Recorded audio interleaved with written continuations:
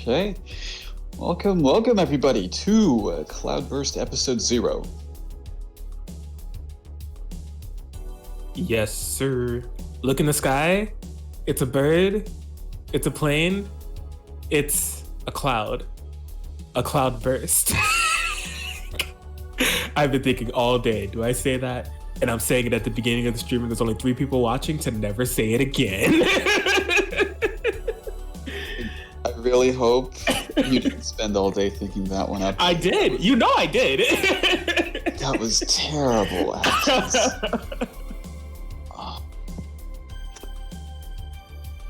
Okay, with that, yes, this is CloudBurst.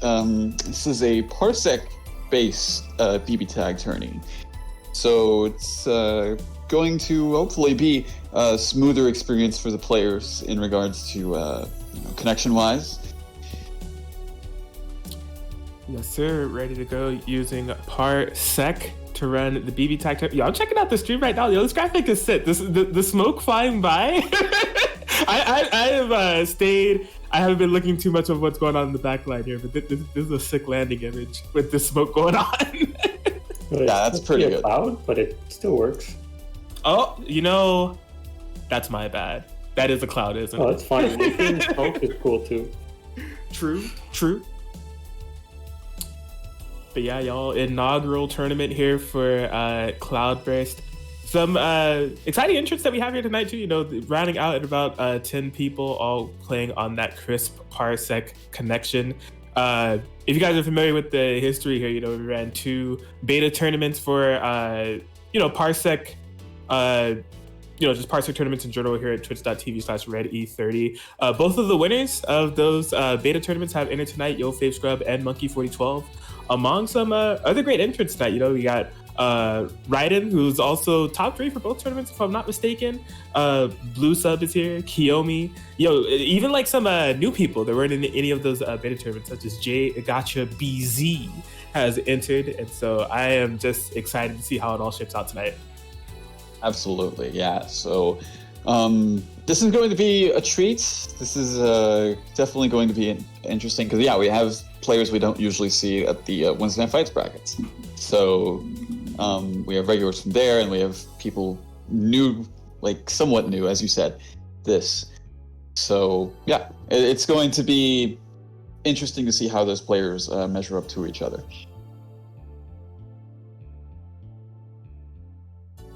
All right, so currently calling the players to their stations right now.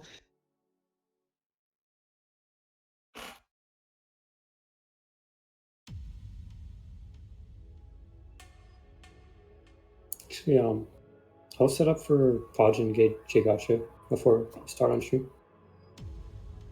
Cool. Yeah. So presumably we have Bluesub and Raiden up first. Off stream, yes.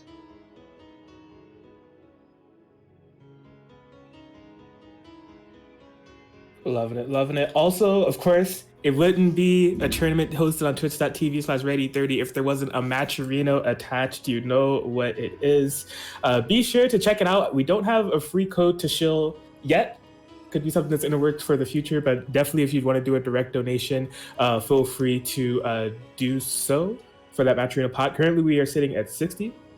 So if you want to increase that, show some love to the fantastic Parsec play that we're going to be having going on here at CloudBurst, be sure to check out that Matcherino link and donate accordingly. All donations are definitely much appreciated in support of the BBTAG community, which has been going strong all year long. COVID can't stop us. We're still here. We'll find a way to play past delay-based netcode and find a better solution.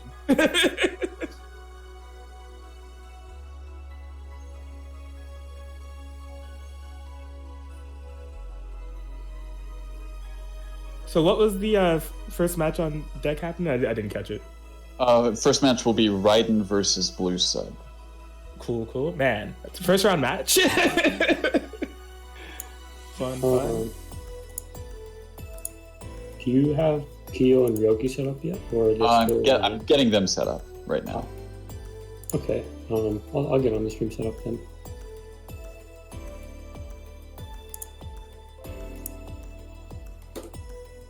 Oh, Bluesub isn't here either.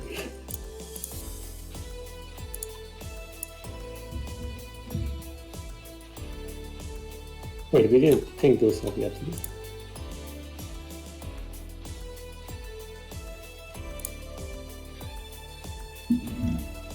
I also showed it in main chord.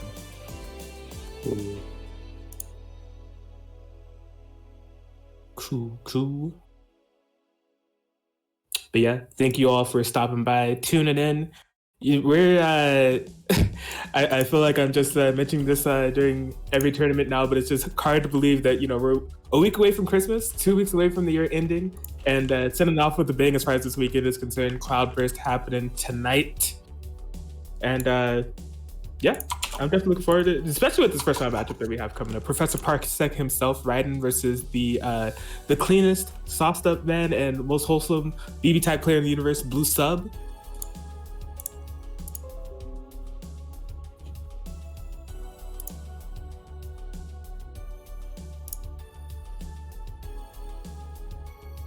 There do be the match Reno. Let's see how prepared E30 here is. Oh yeah, he has them all covered.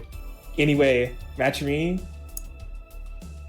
Yo, no Machirini command? No, it's every command is on a cooldown, so like you gotta wait, I think like 5 seconds between each command. Oh, okay, man. You're too good. You're too good. I thought I was gonna catch you slipping. The Master Chief was gonna leak to the WNF Machirini. You're just too prepared over here. I got my bases covered.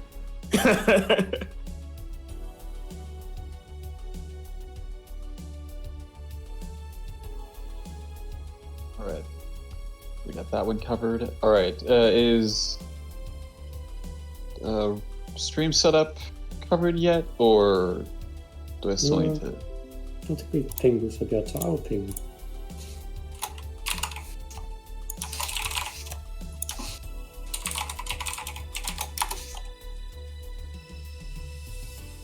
All right, so it looks like they're going to be getting themselves connected to the stream setup here in just a moment. Cool. Oh yeah, I see Blue the sub has joined. Professor Parsec himself, Bindon joined. Ready 30 has joined. BBTAG is launching. Could mean that CloudBurst is starting.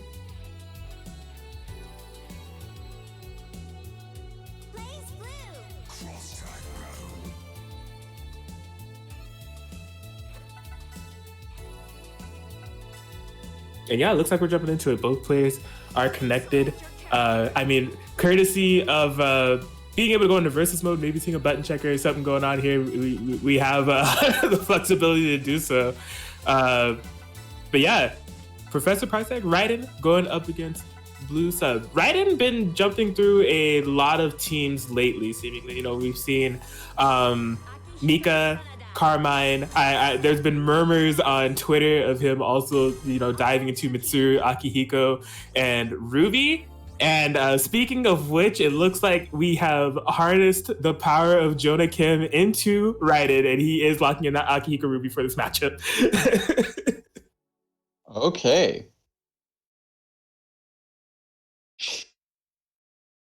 Yeah, because I'm very used to seeing Raiden have, like, you know, Hyde,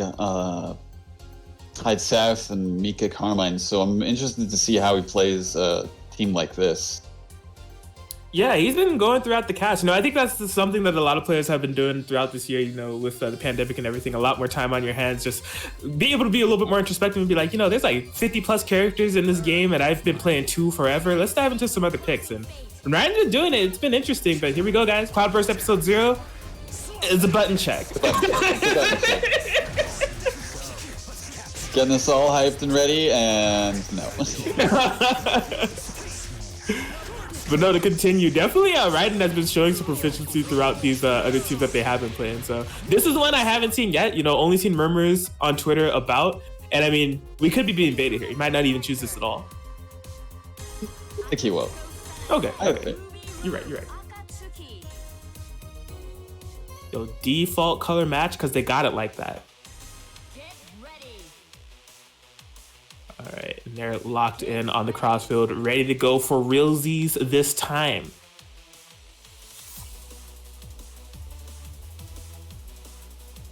All right, All right, and here we go for real. This time, Cloudburst episode 0 inaugural match. Here we go. All right, we see Bluesub definitely setting the pace here initially, getting a push block away from Raiden. We definitely know that that's a specialty of Raiden, having some very clutch push blocks and just able to kind of get out of pressure accordingly and get some pressure started of their own, as we're kind of seeing going on here. Oh, wow. Side swap off of that block Tatsu in the air. All right, this is where things get interesting. Yeah, push blocks to Seth away, nullifying the mix as much as possible. Very nice reversal DP. Oh boy, we skipped the neutral and we have the confirm on deck. Unblockable? Yeah, decided to just take it. Yep. Interesting that the burst didn't actually connect, but he wasn't punished for it either, so. Wasn't ready for the situation, but finds his run up button. Oh, not a dead Ruby, unfortunately dropping that combo. And, you know, still kept in pressure in this corner, and yep, gets caught by the assist. It's going to be a dead Ruby. It is a very uphill climb. I've been in this position before with my team against Blue, but it is very possible for Akihiko to make this comeback. I mean, it's really just like a couple good hits, like as we're seeing now. Already getting 10.5k on the board. Yeah, that is huge for Raiden, definitely. The Seth is one touch away from dying. Bluesub keeping the defense solid. What a sway to get through the reversal jab. Huge call out. Oh, That's wow. grabbed out of it, though, unfortunate. Is that dead? I think... No, you're not choosing the spin bar. Yeah. But, of course, next hit is going to be dead. Good tech on the throw. Push blocking him away from the Akatsuki. Just gets hit with the punch, the 1-2 combination, and gets the first match to Bluesub. Yes, sir. 4A stuffing him out. Looks like Raiden is going to be opting for a character swap here, team swap. Yep. Going back to the classic. I like it. I like it. Yeah, something worth noting is like we're talking about the strength of like kind of like Raiden's very calculated push blocks in like certain scenarios to escape pressure. I mean, something about this team is just like, even if you like, let's say you push block the Seth on point, just given, you know, the options that he has, you know, he has the neutral skip where he can just skip across the screen, or even like set up orbs to kind of put more implications on the pressure from there. It's really a tough team to defend against all around, even if you do have the good push blocks. Absolutely. All right, we see Bluesub setting the pace with the momentum here again. Locked on a cross gauge though, so needs to be careful on this mix. Up, backs, not getting hit by any overheads or fuzzies today. No, thank you. Oh, gets hit with the low though. Unfortunate. Combo just drops, so not able to take as much damage. So good for him. Oh, but still gets hit, and burst is not available to him. Oh my gosh, but the dropped combos kind of hurting a bit. I don't know, maybe every drop combo is a reset. Don't mind me. Even with all of these drops, you know, Raiden has not been taking that much damage overall. Definitely keeping it together. Throw on the Akatsuki on the incoming. Oh, wow, yeah, just trying to hit a button there, punished by the orb. They're definitely in big trouble. Restand? Okay. Yeah, he tried to go for it, but I'm pretty sure he was just holding the... What? That was a crazy clash that Akatsuki had with the Seth assist, and somehow, for some reason, some way, Raiden was able to confirm perfectly off of that and get the game. I mean, that was like good awareness of the situation from Raiden, like noticing, hey, that traded, so I could get something off of this, and was able to get a kill. I shall bury you in the blink of an... Yeah, absolutely. Especially with the way that he confirmed it too. You know, the side swap jump B's into the jump C loops. That was impressive. Oh, Fuzzy City. And punished by the orb too. Not a position you want to be in, especially against Bluesub. Yeah, ooh, what a trade. Oh, now Raiden finding himself in a similar situation that they set up on Bluesub last time from the orb and trying to push buttons out. Wow, this pressure is getting nuts. Great block so far, but if you're blocking, it means you're not ready for the throw. No combo, though. Using the cash out, the damage, making it, as unburstable as possible, keeping him locked down with this chip damage. Look at that. Just look at that. Yeah, that definitely added up so much so that, like, Seth and Hyde's, health values are practically equal at this point. Really an even game. Like, even with the start that Bluesub had. Oh boy, but we do be skipping that neutral setup or right behind you. I don't want to deal with it. Very nice reversal throw. Right, and a bad situation, trying to call out the push block, but Raiden not biting, still keeping confidence in his defense. Yeah, and I think on that setup, Raiden has been pretty confident on the past 2 times that have been set up in that way, not opting for push block at all, so. Oh, gets him with the 5B. Yeah, that's going to be it for Hyde. I would say so.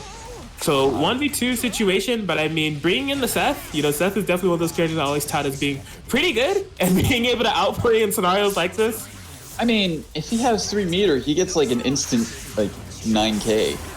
Yes. All right now surviving through that cross combo. Was gonna say still kind of stuck in this pressure, but finds a way to DP out.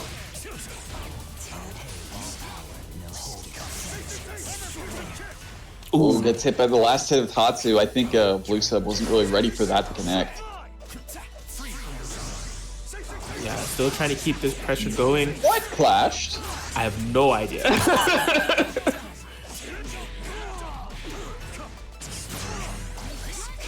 Okay.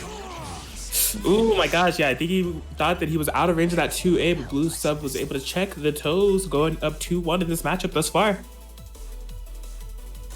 That was good on him for being able to confirm off of that too.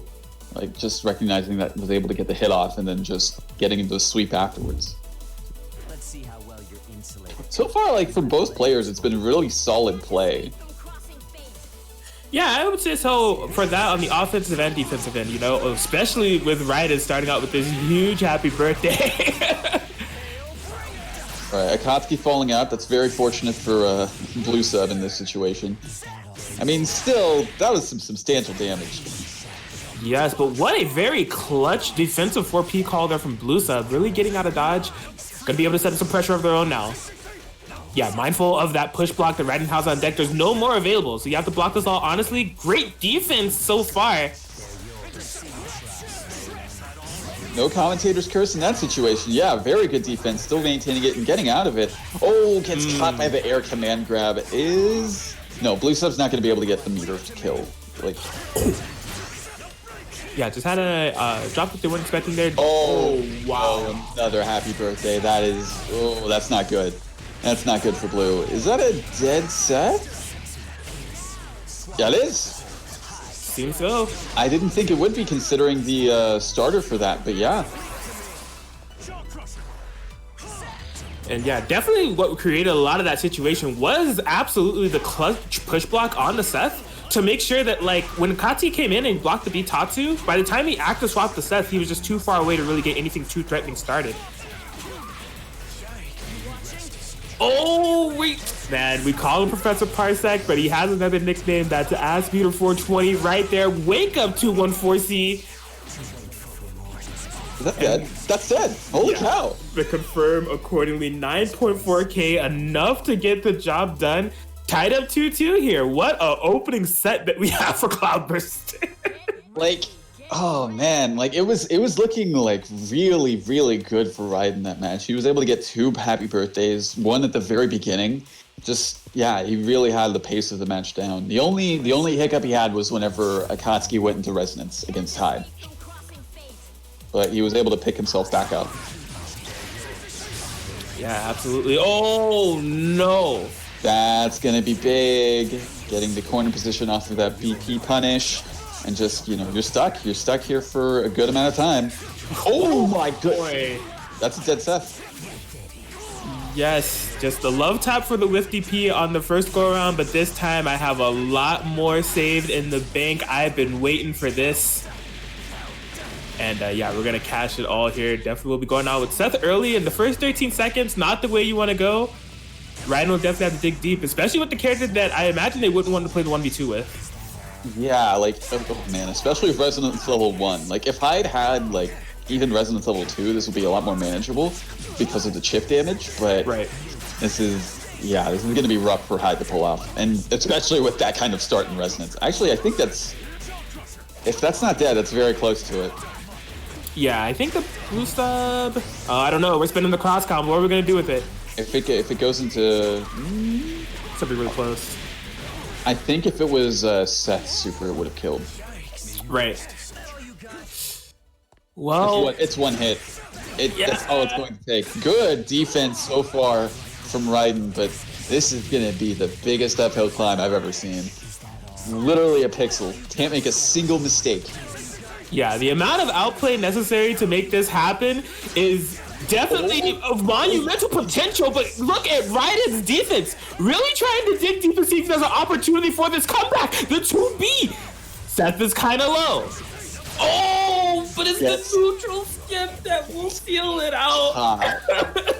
I gotta say, though, that was really starting to look possible considering what Raiden's defense was looking like. That was insane, being able to block both of those cross combo setups.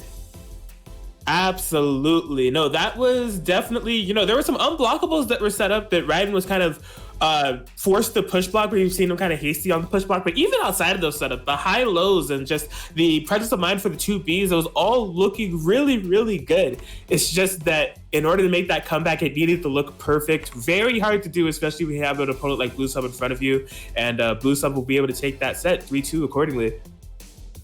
Yeah. Oh man, that was like that was tense. Like, even though it was completely like I don't know. I don't even know how to say it, but even though that was like a monumental task that Raiden had to overcome, I was still holding my breath because it was just like, he can do this considering what the defense was looking like at the moment. Yeah, definitely. I was on the edge of my seat. It's like this thing in BBTAG in some scenarios where you see somebody there on their like last ditch. They are in a situation kind of like Raiden, right? But they have no more resonance available. They're on Magic Pixel, and they're blocking, right? And as a spectator, commentator, you're just looking at it just like, man, I mean, it's not impossible, but we're just kind of waiting for that last hit, right? But like in watching Raiden, I can instantly feel myself kind of transforming from waiting for that last hit to just not knowing what was gonna happen. I'm just like, I feel like he can do this. Yeah, absolutely. No, I definitely agree.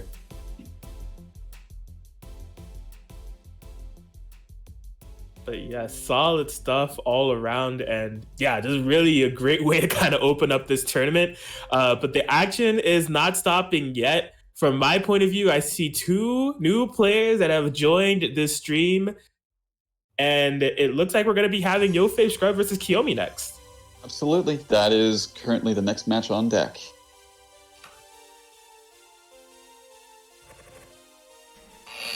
Pretty cool. As we said earlier, YoFavScrub is one of the winners of the beta tournaments that we had previously to prepare for Parsec tournaments in general, but especially for this event here. So showing back up, looking to get another Parsec tournament victory under their belt, and it's going to be going up against the wildcard Kiomi, somebody that I really like to watch play and have missed watch playing throughout the entirety of this year. They don't enter a ton of online tournaments. I miss you, Kyo. But excited to be seeing them play here, especially going up against YoFavScrub in this round 2 match. Yeah, absolutely. This is have these two fought in like online environments much? I'm not quite sure. Kyo's entered. Kyo hasn't been completely absent from online tournaments. There's been a couple of WNFs that he's came around to. It's just in those, I don't know if he has actually fought Scrub. So, oh man, what are these teams cheap? What am I looking at? I have no idea. Honestly, I can't even actually tell you who's on either side. Like, I'm praying that this is a button check. I really hope this is a button check. Okay, it's been confirmed in the chat that this is a button check. Jesus. But I mean, a lot of the confusion that I was exhibiting right now kind of resolves in the fact to where, like, I mean, Kyo, he plays BBTAG, and in saying that he plays BBTAG, at any given moment, he can pull out seemingly whoever he wants, any situation, first time character, you know, he's good to go. So like Taker Jin, kind of like the meme that has been going around for some time, but he might lock that in. But I saw Taker Akihiko on the other side, and I was like, I can see Kyo playing that. It's just like, you never know. Yeah, absolutely. Like he's very versatile, like, and that's very, very impressive to pull off in a game like this. So it's interesting to see what Kyo brings to the table with any team that he has, honestly. Absolutely. Well, it looks like the buttons have been checked and they're good to go. And based on that JoJo's reference, it's not a Los Angeles Lakers colors on the One Piece side. One would have to assume that's none other than YoFavScrub. And we got Carmine hovering the random select. Oh no, it's actually Akatsuki.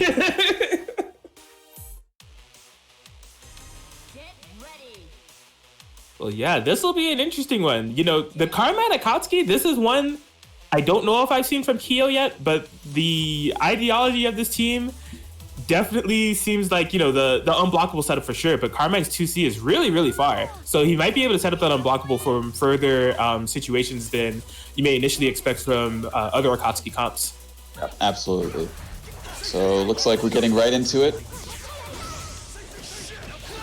And just getting hit by the Tatsu assist.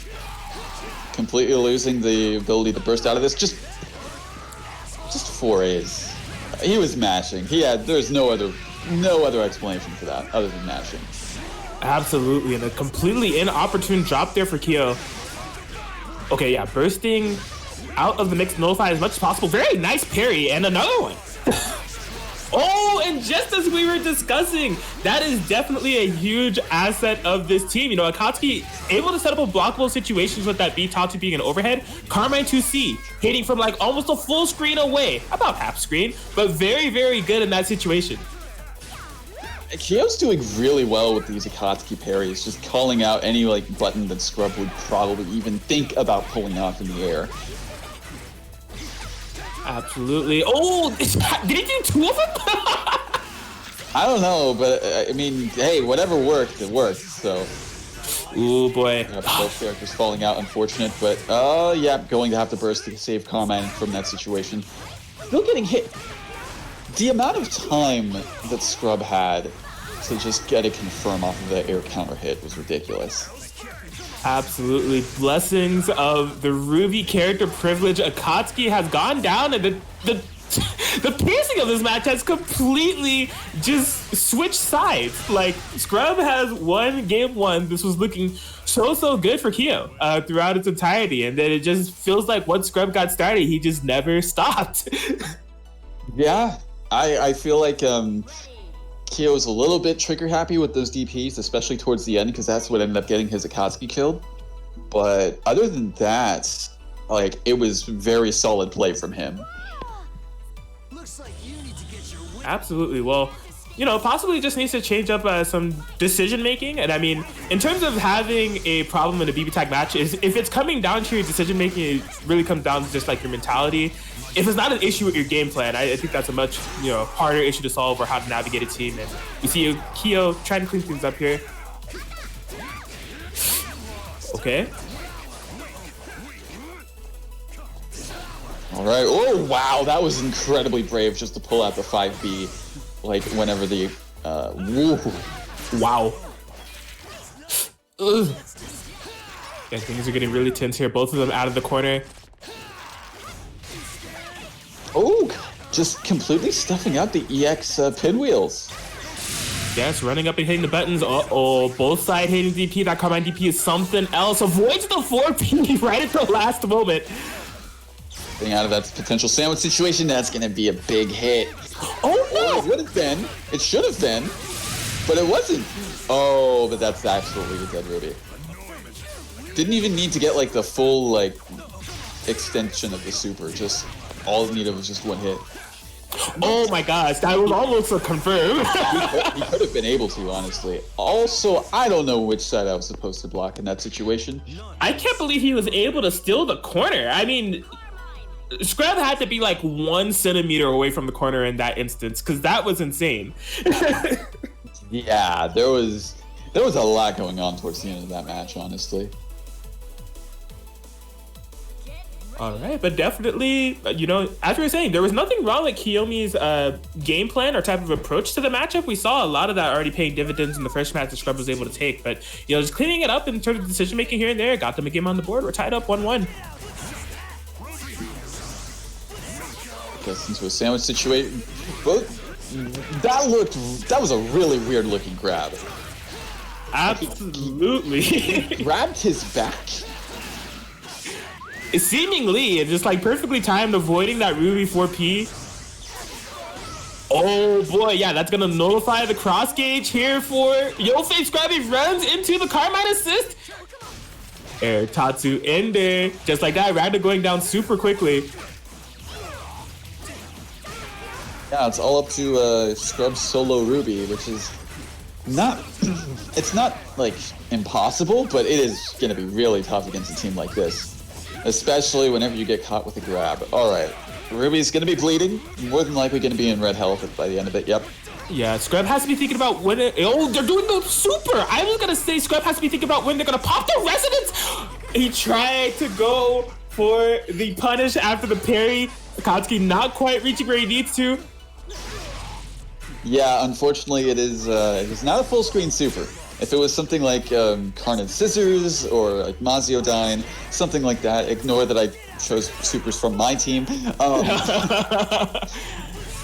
would have worked, but unfortunately, yeah, that was not the case for Akatsuki. So yeah, Ruby, you know, got a pretty substantial amount of life from that resonance. Oh my goodness, what a happy birthday.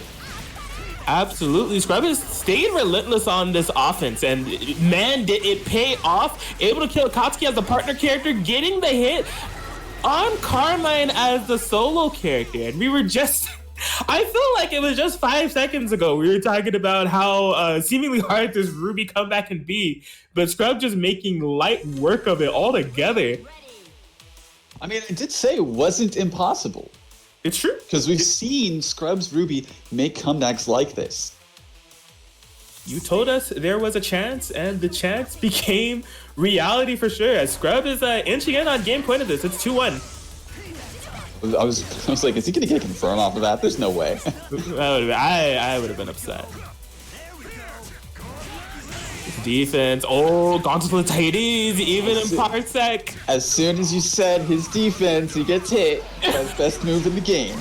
You love to see it. Commentators curse. Great nullification on that Scrub mix. He does that quite a bit with whiffing the 5P to just instantly set up the sandwich, but definitely a character like Akatsuki, you have to be smart how you play around that, just with how his parry functions. Well, absolutely, yeah. And getting some life back for Carmine, and still looking relatively even. Ruby sniping Carmine out of the arena for now. Oh man, that was good awareness, just like jumping over all of that and meeting air to air. Yeah, we see Kyo calling this Carmine 6P quite a bit to kind of cover Akatsuki actions. He's just unfortunately acting before the pinwheel is like actually has a hitbox. What? Oh my, I can't even really recount the decisions that were made there. Okay, that was a thing. Ruby just, I'll shoot you down. Yeah, definitely. That's what she did to Carmine. And that's going to be, if Scrub's able to get this, yep. That's going to be the set. Absolute insanity. Getting into a little bit of some chaos there in the last seconds of that set. But Scrub is the one that's able to make sense of it all as they're able to take it 3-1 over Kiomi.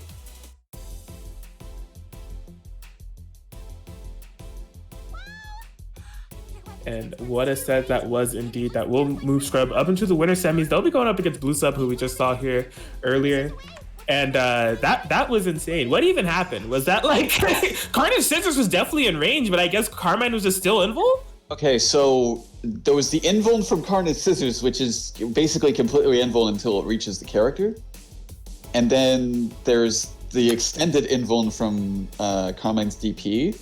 Because this is a similar case like with like characters like Narukami that I've encountered a lot of times, where like if they DP it just right, they're not going to hit and it goes right through. And in most cases, that can lead to a DP punish on Ragna's end.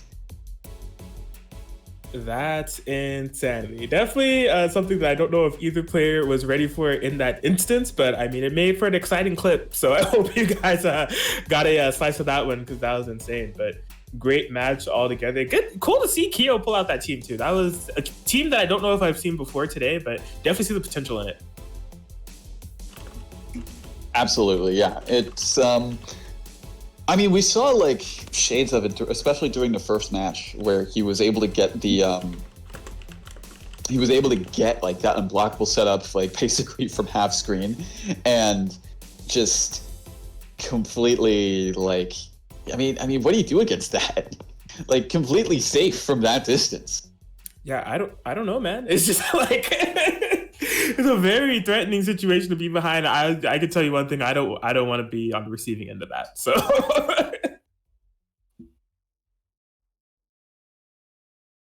but yeah, you guys, we are moving right along with this Cloudburst episode 0. We already had 2 like very exciting matches on stream, and they're just going to keep on coming.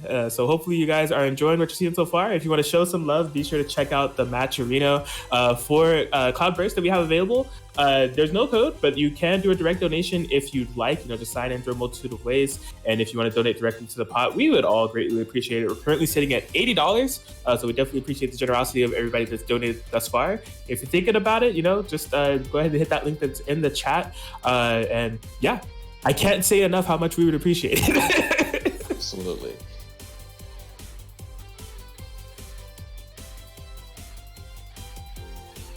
But yeah, it looks like we've had some other matches off stream that have occurred. The other side of winners round 1 was FourSwordKirby versus J Gotcha BZ. FourSwordKirby was able to take it 3-1. And then they had to fight Monkey 4012. And Monkey 4012 was able to take it 3-0 over FourSwordKirby, moving them into the other side of winners semifinals. And he'll be facing the winner of CriticalExistenceFailure and Lord Host of Dawn, which is an interesting one. Yeah, that match is just about to start. Had the classic Yosuke delay. So love to see it. It's not even Wednesday. What is he doing? I don't know, man. But it's a staple feature of the Yosuke package. True. But yeah, I really like this matchup, and I'm really excited to see it, just given the 2 players that are coming up here. So Lord Host of Dawn, aka Yosuke, definitely no stranger to WNF, you know, from SoCal, has been you know, to WNF in person and online, you know, a good amount of them.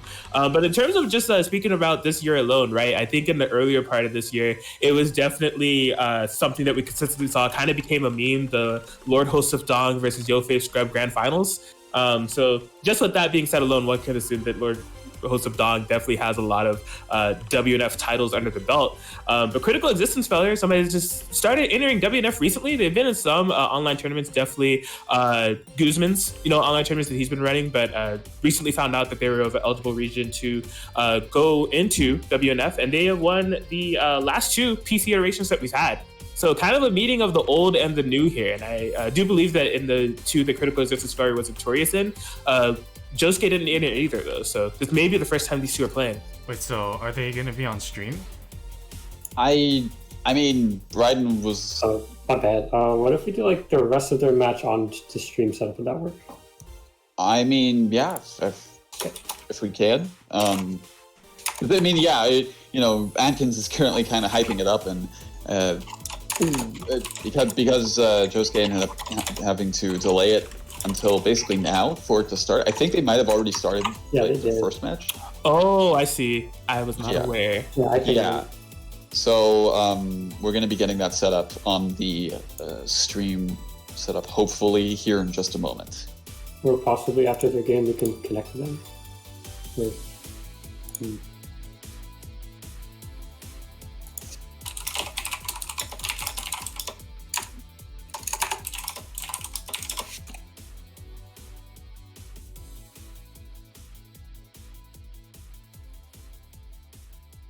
All good, all good. Either way.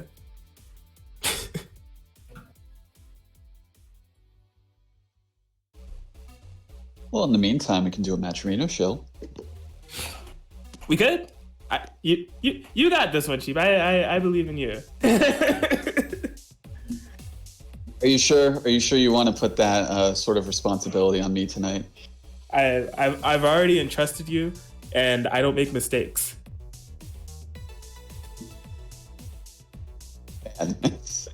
well, what can I say to that? I mean, all right. So, if you go to the Matcherino link that is currently, I hope, being put into the Twitch chat right now, go there and do we have a code? I don't remember if we have a code tonight. No, Not yet. All right. So no code, but you are definitely free to contribute, however much you want through a direct contribution by going to the Matcherino link and clicking contribute, going to profile, signing in, all of that good stuff. We greatly appreciate any support. This is again like the first one of these sorts of Parsec tournaments. So in the future, there will be more features, of course, in the Matcherino. But for now, any support that you can contribute, is greatly appreciated. So thank you very much. And, yeah, I don't know how to end that off. So it's awkward, right? Because we're always like, Chitin books, the marketplace, and it's just like, well, it's just a direct contribution. But I mean, it just can't go without saying how much it would be appreciated if it is a monetary donation that you guys have. But also just saying appreciate all 37 of you that I see for now watching CloudBurst here for this inaugural tournament that's been pretty hype so far. We are rolling right through it, some Parsec tournament action. And it's been sick, man. Absolutely. And it looks like we are joining up with the match that is currently in progress. So what is the score currently between these two? Based on the in-game client, it looks like Lord Hoseph has game 1. Okay. Oh, so Lord Hoseph versus CriticalExistenceFailure, CEF. Blocks so far from Yosuke, making oh my goodness, I can't believe he was able to avoid that. And getting the assist call just perfect, so he was able to get both characters out of his path, getting out of the corner, not able to bait the burst unfortunately, and going to be taking some damage and get back into the corner position.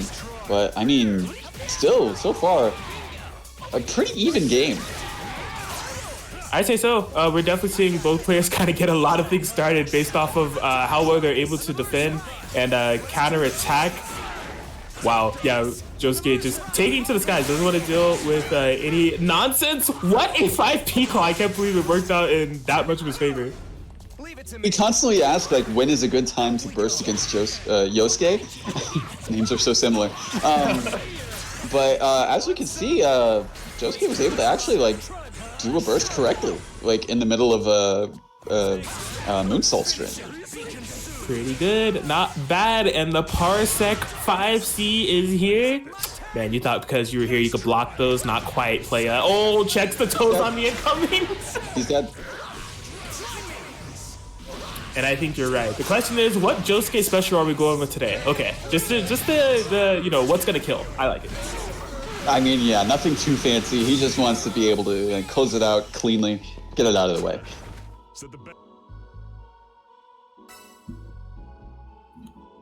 All right. Well, I mean, just like that, we didn't see the context of the game 1, but in terms of the game 2, they were a little back and forth, but Yosuke definitely looking solid in this match. They're a game away from taking this and moving on to that winner semis. I mean, somehow I feel like game 1 went pretty much the same way as what we saw. Absolutely. Oh boy, this is gonna be big damage. Yeah, when Ragna's in front, this is just not where you want to be in terms of a happy birthday combo. Starting it out in your first 10 seconds, 10k gone on both of your characters. Man. I mean, Yosuke's in the red. Kanji's not looking. Oh my goodness, he gets another one. This is it. It's over. This is unfortunate. Oh no, Yosuke falls out. Yeah, pretty good for critical existence failure that Yosuke did fall out. The Kanji's low, not dead. You're still playing a 2v2. It's just a neutered one. Whoa! I don't even know. I feel like he could have punished. Yeah, he went for 5B. If he went for 5A, I think that would have been a punish. And unfortunate that that's how it turned out because he lost Kanji, and he is on. Oh man, he's on red health Yosuke. This is definitely uphill climb. It's going to be literally almost anything that connects is going to kill for Josuke's side. Yosuke. But critical existence failure has found some good hits so far. This Ragna's a hit away from dying. Yeah, just push blocks. And as I said, pretty much any hit. And I do believe this could very well be that hit. The Yosuke confirm. And it looks good to me. Yosuke, Dong Force, Lord Host of Dong, able to take a 3-0 over critical existence failure. Ragna, Hyde, win. Yeah, I gotta say that was those were some very, very. I wouldn't say incredibly clean, actually, because he did have some hiccups towards the end of that third game, but I'd say that was some really solid play by Yosuke, able to capitalize fully on those happy birthday situations and really get critical existence failure on that back foot. I'd say so, man. That game 3 is just like a PTSD nightmare of like, you really don't want to eat any, happy birthday Ragna boots to the face on a round start. It's just like, especially when you're going up against Ragna that does stuff such as Yosuke and that Hyde combo, 10k on both of your characters to start out in BBTAG. It doesn't feel good. It doesn't do good for the soul. Oh no, absolutely. Especially after a happy birthday like that. It's just like, oh man, what? Like I'm rattled. I'm rattled from like taking 10k off both characters. And it's only been, as you said, not even 10 seconds. Big facts. But pretty clean stuff, Lord Host of Dong will be moving on to that winner semis to fight Monkey 4012. I'm guessing based off of the deafen for Raiden right now, he might be playing Jake Achabizi at the moment. I believe so, yes. Okay.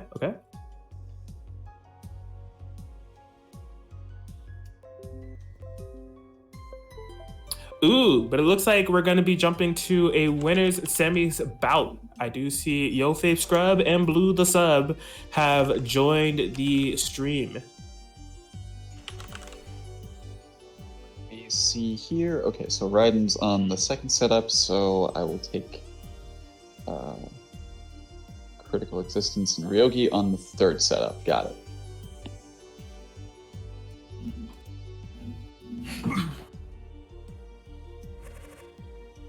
I like it. Well, yeah, YoFavScrub versus Bluesub. This is a matchup we've seen a few times.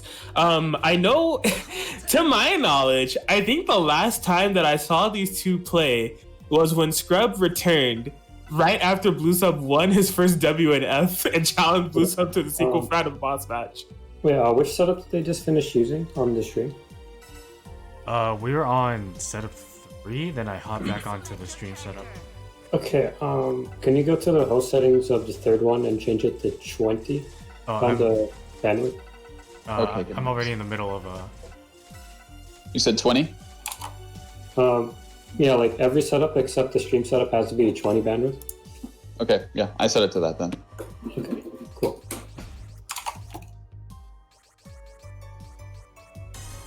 Seth, Akatsuki, Cool. Yeah, it looks like Bluesub's on the One Piece side. This is a button check. It's definitely a button check. But yeah, the last... I love how this is Kyo's just button check team. ready. Get ready. Well, no, the thing is, YoFavScrub locked this in, actually. Yeah, because initially he had locked in the Tiger Akihiko against Kyo, but I guess he was like, you know what? I'm locking in Tiger Jin for this button check, actually. Okay. Is that just the SoCal button check team now, Tiger Jin? Not for me. Yeah, not for me either. I'm not picking Tiger. Get out of here.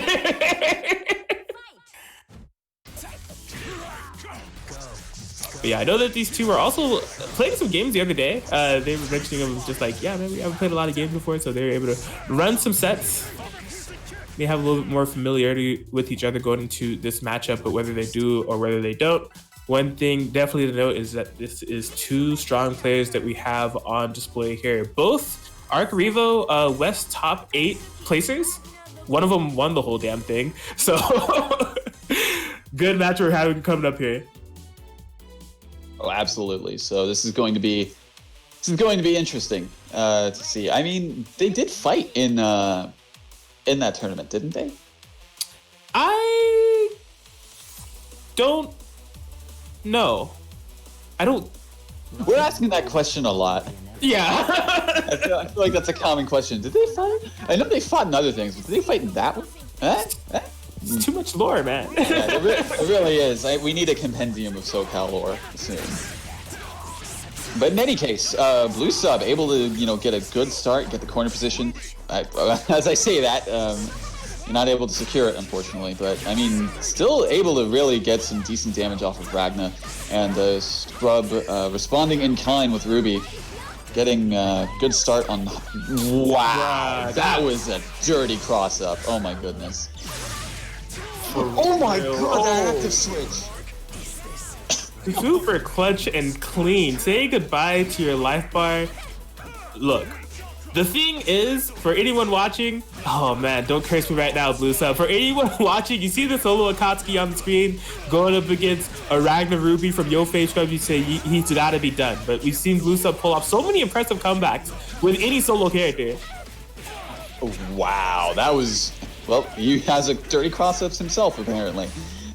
Goodness. Like, yeah, as you said, like, we have seen, like, characters from both of these players able to pull off some really clutch comebacks, but I don't know, man. This is looking really rough for Blue, the sub. Yeah. Oh, get the reset off, too. That was cheeky. Okay. Just a bit, but man, did that look super clean for YoFavScrub in that game 1. They're, kind of trading back and forth in the first couple of seconds, but it's just been kind of like the tell for Scrub so far in this tournament. I think it's just their playstyle as a whole. Once they find that opportunity to get comfy in the neutral or like get their offense going, it's just like nonstop right decision making all from there. Absolutely. And just gets him with the 5A round start. Yep, just going to go right into it. Choosing not to spend the meter to get, just better Oki positioning. And, oh man, look at Seth already in the red. And it's just barely even been 15 seconds on the clock. Yeah, this is looking abysmal. Push block into a 2A. We baited the burst too. Can this man make any mistakes? He literally just did. True. But can he take any damage? We need to stop. We need to stop with this. Commentators just go crazy. Oh my gosh, is B-Tonto a happy birthday conversion too? Yo, don't watch the VODs, amigo. I respect it. I respect the decision, but at the same time, I'm like, why did you do that, Scrub? Yeah, definitely wasn't the most beneficial thing there, losing Ragna, fully unburstable conversion. We're down to the solo Ruby. I've cursed this man. I've cursed him. It's going so well. And then you had to ask those 2 questions.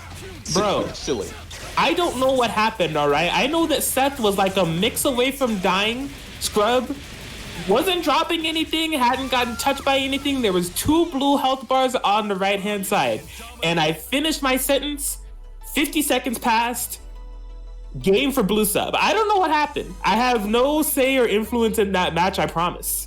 Are you sure? Because the timing was a little bit too convenient on both of those events that happened. Look, y'all, CloudBurst is not scripted. It's in the skies. I can't reach up there. Impossible. I'm just a fully grounded human being with unbiased commentary and no curses. In any case, on to game 3. Both players still, feeling each other out. Akatsuki able to kick Ruby out of action for a little bit. Oh boy. Yeah, rebeating into that 2A. Bluesub getting caught by these lows and Scrub being aware of that. I was gonna say he has to super like immediately, otherwise, he's gonna burst out of it. Oh, another happy birthday situation, looking incredibly similar to how the last game looked currently. Just a little bit, but I haven't said a word. And currently, it's both characters on Bluesub's end looking very, very, dangerous on terms of health. Oh, gets caught, and that's absolutely going to be a dead set. Didn't even need to spend the extra meter either. Definitely beautiful 4P What anti-air. a clash with that 4P. Unfortunately, just gets grabbed immediately, and just gonna close it out with another Devoured by Darkness. Give me your life and give me your soul. Game 2 for Scrub. Looking good. Hey, all right. Look, the last match that happened, the hex that was placed upon it, it was something. It was unfortunate, but if you just factor in the cumulative amount of time the Scrub has been playing, Scrub has looked fantastic. I mean, really, these momentum-heavy games have heavily been playing into their favor, and they're just a game away from taking this now. It's going to be up to Bluesub to really make this adaptation here.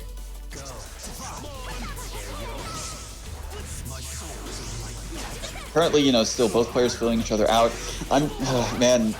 Bluesub just keeps on getting his assists caught in these situations, and it's really just been, really bad for him overall.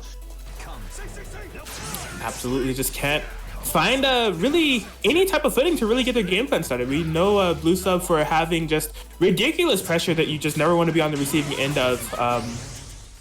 And wow, just a clutch burst, right when it looked like the Bluesub could possibly be getting some type of momentum going. Scrub just ready with the perfect counter response. I was gonna say I feel like he could have done Devoured by Darkness into DHC to kill, but I mean, hey, he was thinking 3 steps ahead. I'm gonna grab this man. Did he just catch him with JB from doing dive? It looks like that's exactly what happened and exactly what he needed. Full combo conversion. Run me my 11K, 11.5 to be exact. And YoFavScrub able to take it 3-1 over Bluesub. They're going to be moving on into that winners finals. Goodness, that was... after that hex he placed on the Scrub, he was like, okay, I'm gonna break this, and I'm going to return it tenfold. Absolutely. I mean, look, all I had to do was just be really sparse with my commentary, and then it looked like from there Scrub was good to go. There's just no hexes being placed. It was playing out the way that it was playing out previously, and basically what I'm trying to say is you're welcome, Scrub.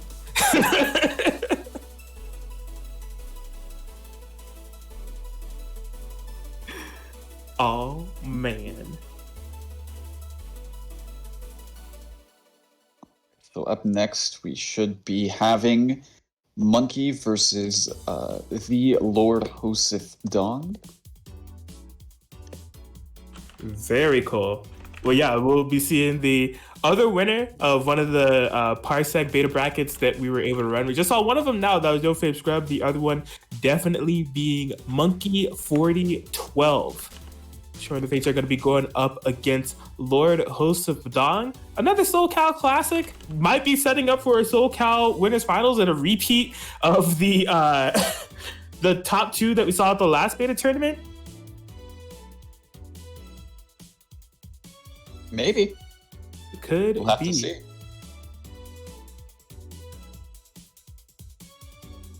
But nah, I'm definitely looking forward to it. Just based on the last match that we saw, definitely looking comfy cozy. But I would say definitely going up against, playstyle wise and just player wise, definitely going up against an absolutely different type of player in the form of Monkey 4012. Known for multiple teams. As far as what we've seen them pull out here, we've seen the Yumi Adachi. I think we have seen Yumi, Ruby, if I'm not mistaken. He has a lot of teams that he kind of rotates through, but no matter which one he lands on, definitely a strong player, all things considered, man. Absolutely, yeah. And look, I know we were just memeing about this literally at the beginning of the Scrub and Bluesub set, but genuinely, I don't know if these two have played all year. I feel like they have. First time they played was actually the first Parsec test bracket. Oh. If I remember correctly, it was 3-2 in Monkey's favor. I see. For sure. Well, then a bit of a run back on the Parsec Battleground. It looks like they're both connected too. So we're going to be jumping into this shortly.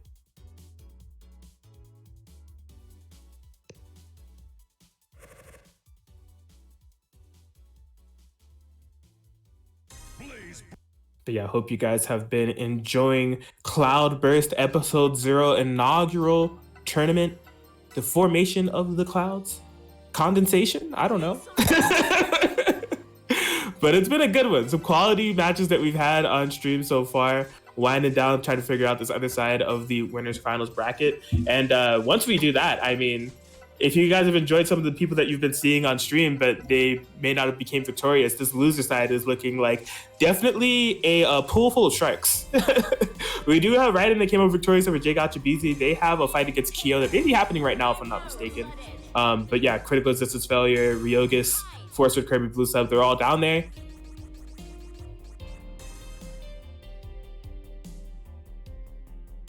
Yeah, I don't know. I think that Tager is slowly but surely just becoming the button check character.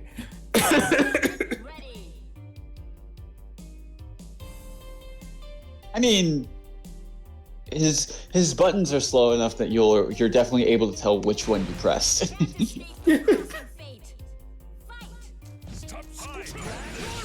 But only if you know them. I'm not gonna lie. Like I actually don't know Tager's buttons. I constantly call it as 2A, as 2B. I call his 2B as 2A. I just can't get a feel for it. I don't know if he has a 4A or what his 5A looks like.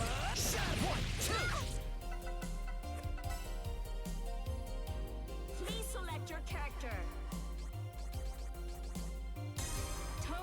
Cool. Well, the buttons are set. We are good to go.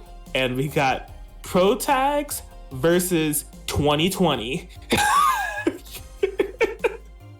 That is exactly what has been locked in here. Lord Hoseph Dong on our patented team. Monkey 4012 on that Adachi Yumi. And yo, excuse me on commentary if I just start laughing uncontrollably because this team gives me the giggles. Oh boy. I don't know if it gives me the giggles or if it just makes you just sigh and just defeat. I think it's hilarious. But we have definitely seen Yosuke overcome a lot in terms of eccentric team comps, strong team comps that we say we don't know how much experience he has against. And last time they played was seemingly 3-2, so see how he fares here. Currently having a really strong start. Adachi not looking too good in terms of life. Good block so far and good ZP. That was actually a very risky point in order to do that. Because that could have led to some really big damage if the Yumi was able to get the Rekka off. But so far, yeah, Yosuke able to just get the kill off of Yumi. And look at this commanding lead so far. Yeah, that was definitely a super opportune hit confirm. Just basically, it came down to who was going to confirm first. If Monkey was going to believe in the burst to save their Yum, or if Raiden's going to be able to hit confirm, gain that meter fast enough to kill the character. And now it's definitely set up a very tough situation for Monkey. Adachi 1v2 comeback's not easy. Absolutely, but it looks like so far Monkey's able to get some kind of foot in the door. Getting some decent damage off on Hyde currently, almost putting him in the red. But, still got to go through the life gap of, Ragna with his health regen and, just look at what's going on right now.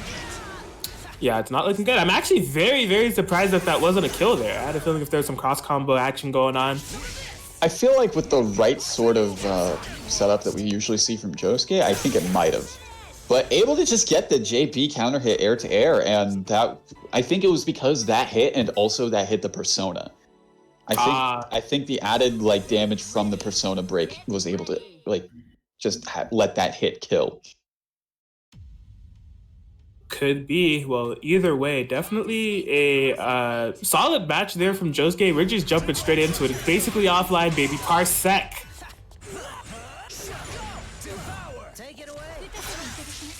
All right. Oh, BZO has been set up. Air unblockable. Give me my free 2.5k. Thank you very much. Oh, and the shimmy just goes back slightly, hits him with the 5A. All right, Monkey is definitely started, yeah. Absolutely had to burst at that point, otherwise Hyde was dead. Still not looking too good. This is going to be really big damage. It would be very close to a kill, if not killing out. No, it's absolutely killing outright. Oh, choosing not to super. I gotta imagine that was a missed input, because he's definitely dead. Yeah, there's no way that was anything but dead. But able to just get it off anyways. And, you know, solo Hyde against this team. This is a reversal of what happened in the previous game, actually. Absolutely, just complete change in pace of momentum. And yeah, Monkey has definitely sealed this accordingly. Will not be dropping the super input this time. And it's tied up 1-1. Yeah. Yeah, just a complete turnaround. Monkey was able to get started. You know, the big thing was Monkey was able to really just set up one BZO, and then from there it just all went tumbling down, as they say. I'm tired of. Can't escape from All right, let's see what happens in this, because it was like, you know, back and forth really so far. So let's see if the trend continues or if you know, something different happens. Oh no! Did he cross up and then end up in front? Tell me I did not just see what just what? This game's cursed. That is not okay.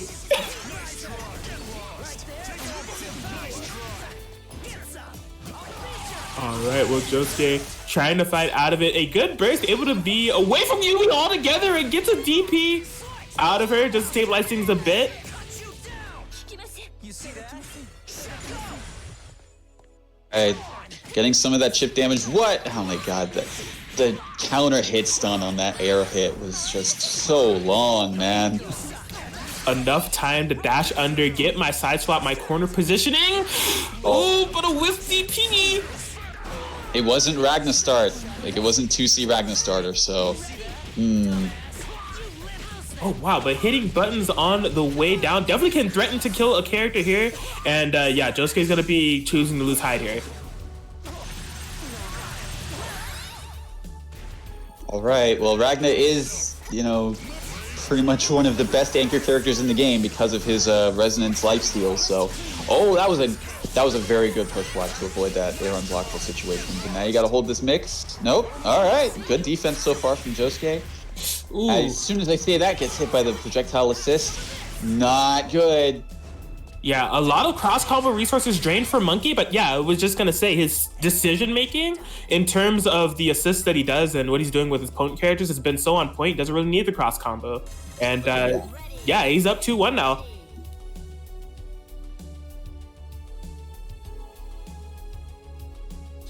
Yeah, definitely we are starting to see the adaptation come into play for Monkey. Although he took some big damage in that last game, it was from like 2 whiffed DPs. In regards to like the neutral game and the gameplay altogether, it's definitely coming in handy here. Oh my gosh, air raid BZO.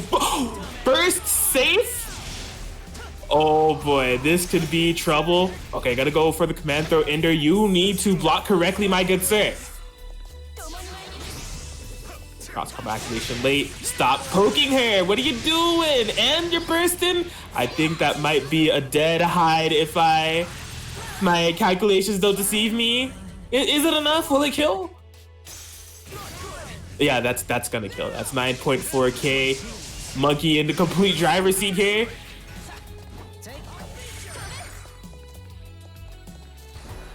Yeah, this is... I mean, it's doable for Ragna, but at the same time, it is real uphill climb.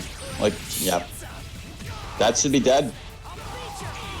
Looks like it. Trying to get too fancy with the route. I'm like, where's the super player? But it's all good. We got the ground coverage on deck. Don't you dare think about moving, because I'm moving into winners finals. Monkey 4012 coming up with a 3-1 victory over Lord Hoseph Dawn.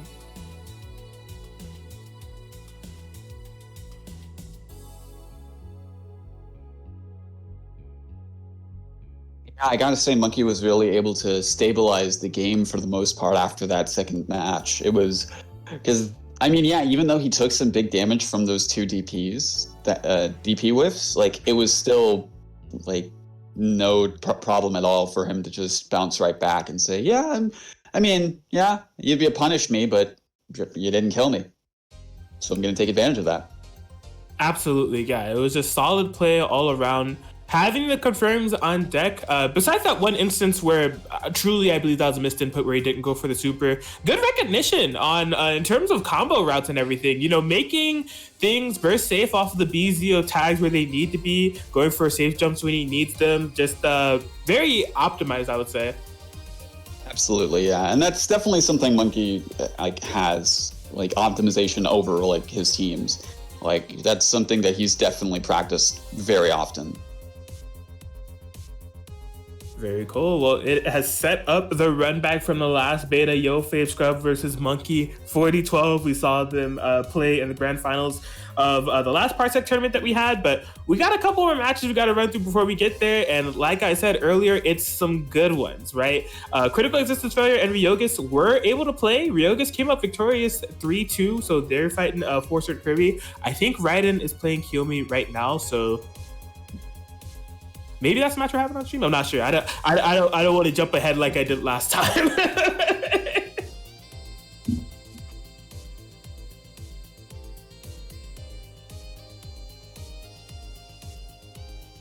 But you know, it's all good. We're getting things together and popping here at CLOUDBURST episode 0. I hope that you all have been enjoying. Hey, last time that I noticed the viewer count, it was in the 30s. We have hit 45. So thank you all for tuning in. Hope that we're putting on a good show and showing you guys the strength of Parsec based tournaments. If you've been enjoying the matches and you want to support the players that you've been seeing here, be sure to check out that match arena. The link is in the chat right now. No code yet. It's something that's being worked on, but you can definitely do a direct donation if you'd like to support the players that are entered in this bracket. You just click that nice light blue button in the top, sign in through a multitude of ways, and do a direct contribution to the pot. And I mean, I'm sure the players would appreciate it. I can tell you right here, everybody in the Discord call, E30, me, Master Chief, and Raiden definitely appreciate it. So yeah, consider donating. Check out that link in the pot. Matcherino, baby.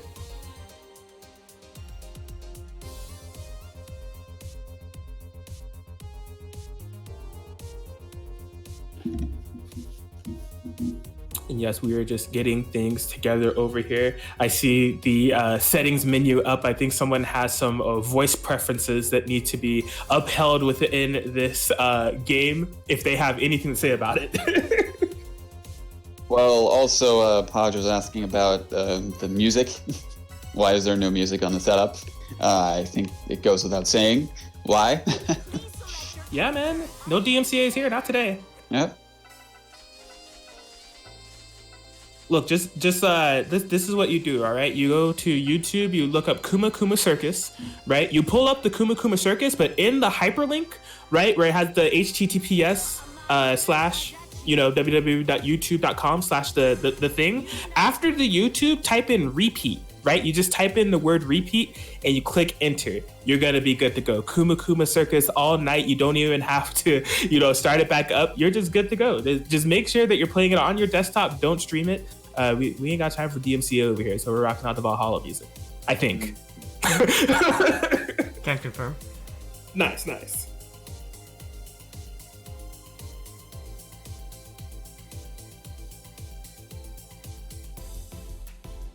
All right, well, we've been seeing the Tager pick for button checks throughout the entirety of this tournament, but no, that is a real Tager player in the flesh or in the metal, depending on which way you look at it. But Tager, Yukiko, no one understands what's happening when FourSwordKirby is playing, but we're going to have to try to figure it out here because he's definitely on deck going up against Ryogus, Adachi, Narukami, mid dispensing.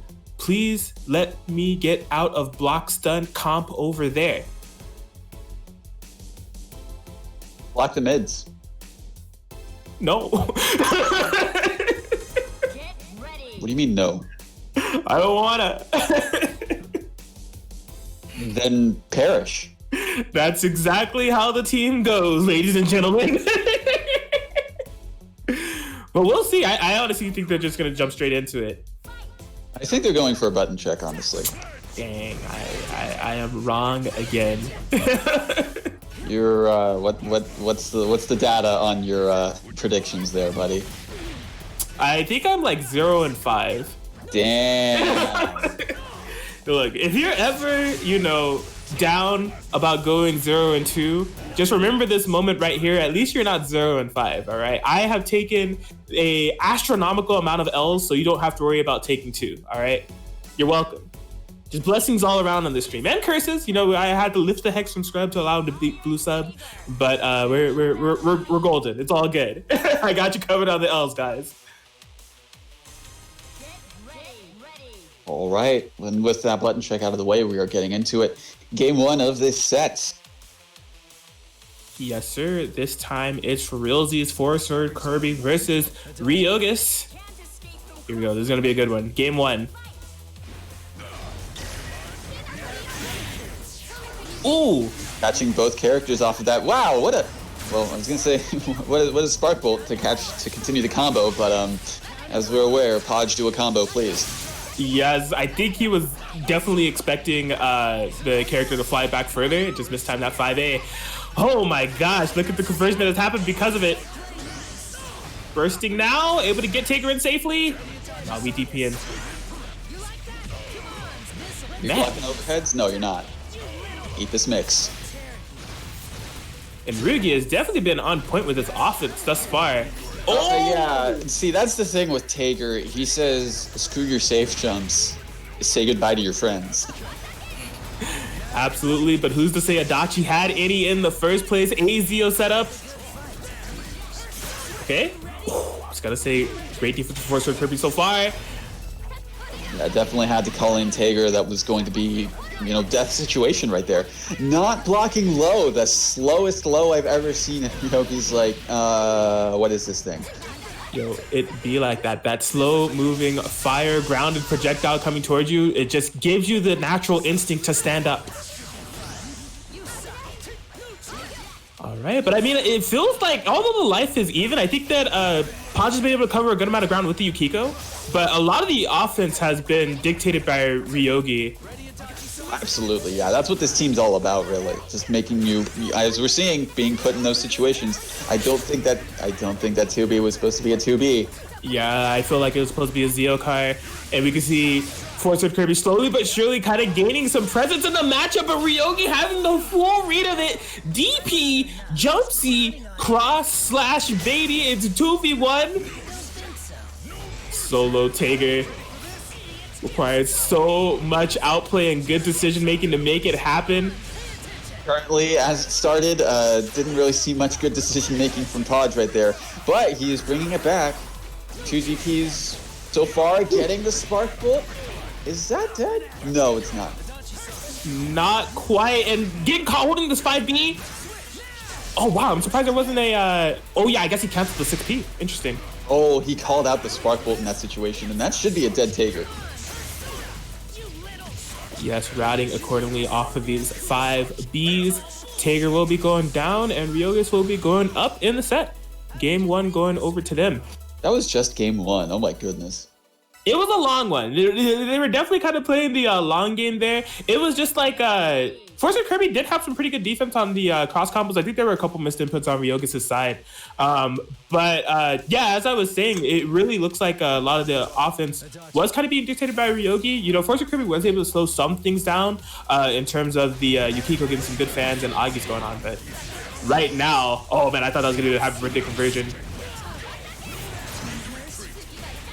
Still quite good nonetheless. That Yukiko is on 5 stacks. Wow, yeah. Adachi is just left hanging so long after that Zeo call that he was just able to stuff it out with the fans and still able to just get a punish off of it. Love to see it. I think that's a whiff punish on 2B. Tries to go for some type of reset, seemingly. I feel like that was just a drop combo, honestly. No, it's a reset. It might have been a drop combo. I don't. Even though there's the meme, I'm still not trusting Podge with the 2 resets. I feel like it's always a dropped combo. And Ryogi getting these overheads yet again. Is that a... Nope, no. I thought it was a dead Taker, but no, it's not. Could have been with that link, but did not have it accordingly. That Taker is schmoove and punished with the Phoenix. No pickup though. Where's the Spark Bolt going? Let's clash with the Persona. Went straight through the Persona. What in the world happened? Oh boy, Miragi dying. Welcome to Yukiko through the fire and flames, but no Dragon Force. It's a Phoenix. Now they're both activated on the Resident here. Next touch win scenario for both by far. I thought it was about to be another situation. Like I said, just as soon as... Oh, that's dead. Yes, just enough to do it with a couple of hits to spare. Ryogus really out here 2-0 up against FourSwordKirby, able to just stabilize in that 1v1 situation.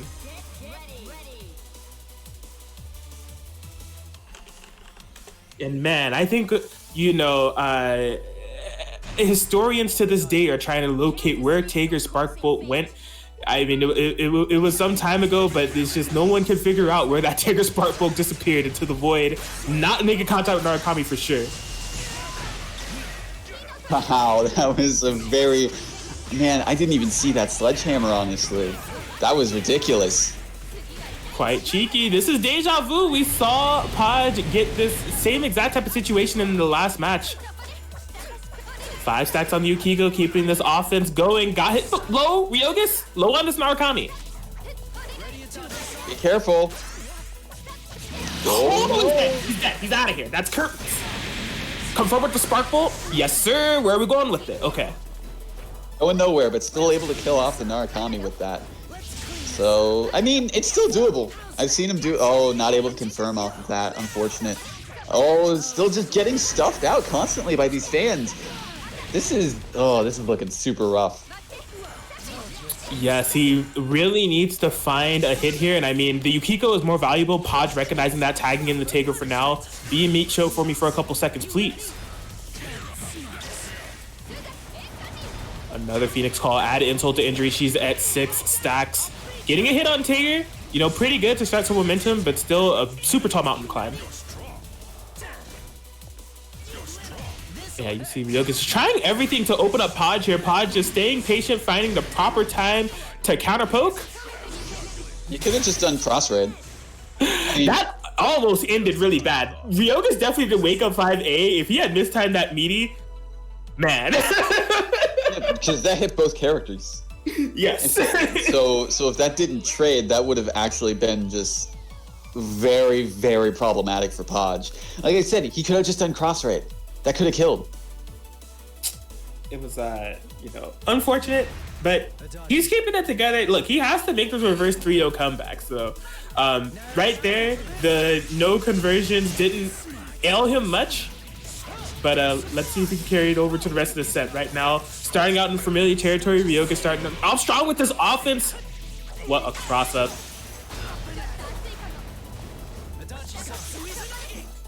Like, God, that fan actually being so precise. Ooh, that's big. Definitely. Fortunately for Ryogus, it's only 0 Agi stack, so it's just 4K on both characters, but that's unburstable and guaranteed. Calling out the push block with a throw. That was really good from Ryogi right there.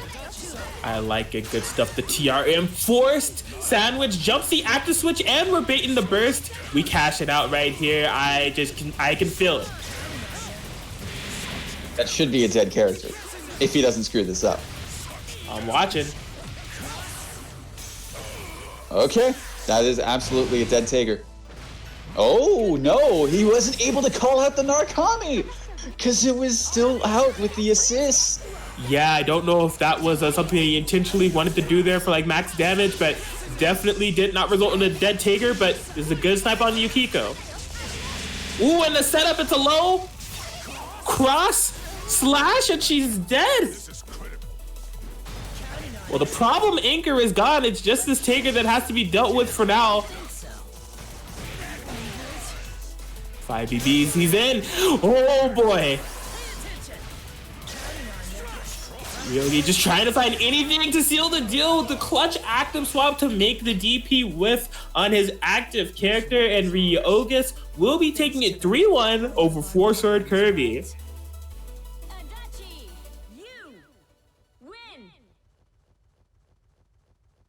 and just clean stuff all around, especially when it comes to using 5C as an anti-air with Adachi. I mean, I haven't seen it before today, but I'll definitely be adding that to my arsenal.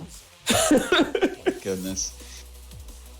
Woo, that was something. That was something to watch. There was a lot of unfortunate drops from Podge, and unfortunate. I still don't know what happened with that Spark Bolt. Yeah, it was the right call. Imagine making the right call and still losing. Oh please, man! That happens to me all the time. I play Batista. Jump C, I get thrown for free. It is what it is. Absolutely, yeah. That's the life we live in BBTAG, apparently. Definitely, but that's a big win for Ryogus. They'll be moving on to losers quarterfinals. Unfortunately, you're in this losers bracket with all these sharks. It doesn't get any easier the more matches that you win. It's quite the opposite, because you got Bluesub waiting right there for you in that losers quarters bout.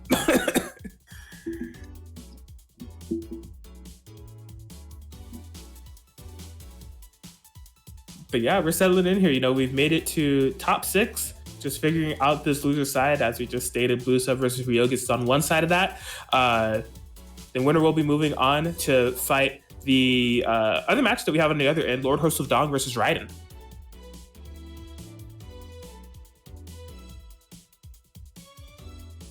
All right, yeah, Lord Host of Dong and Raiden will be on stream.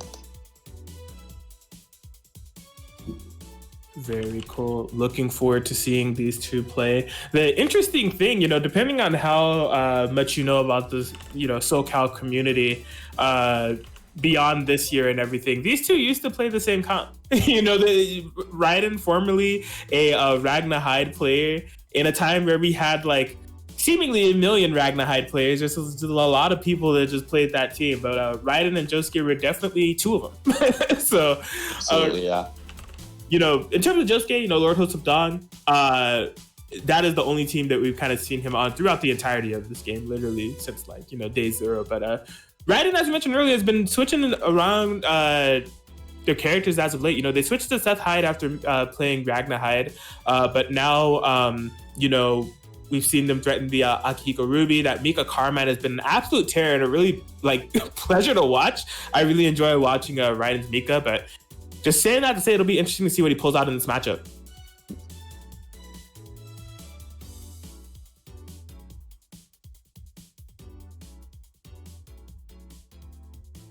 So hopefully we can get that match going on in just a moment.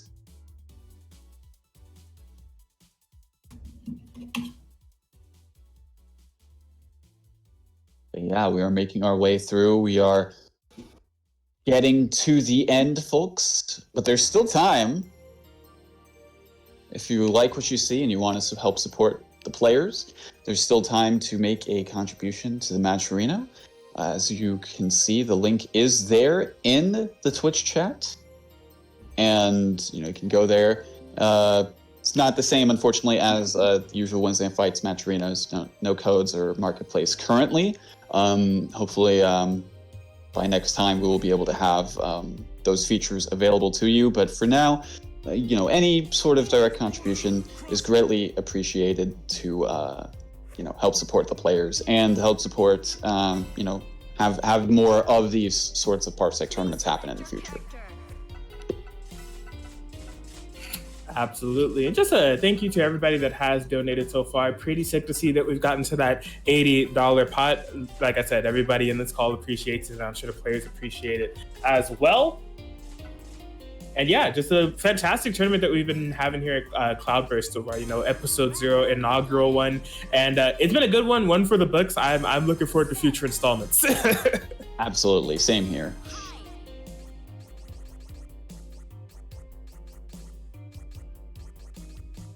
Well, look, check it out. They've locked in the characters. I don't know if there's a button check. I'm not saying.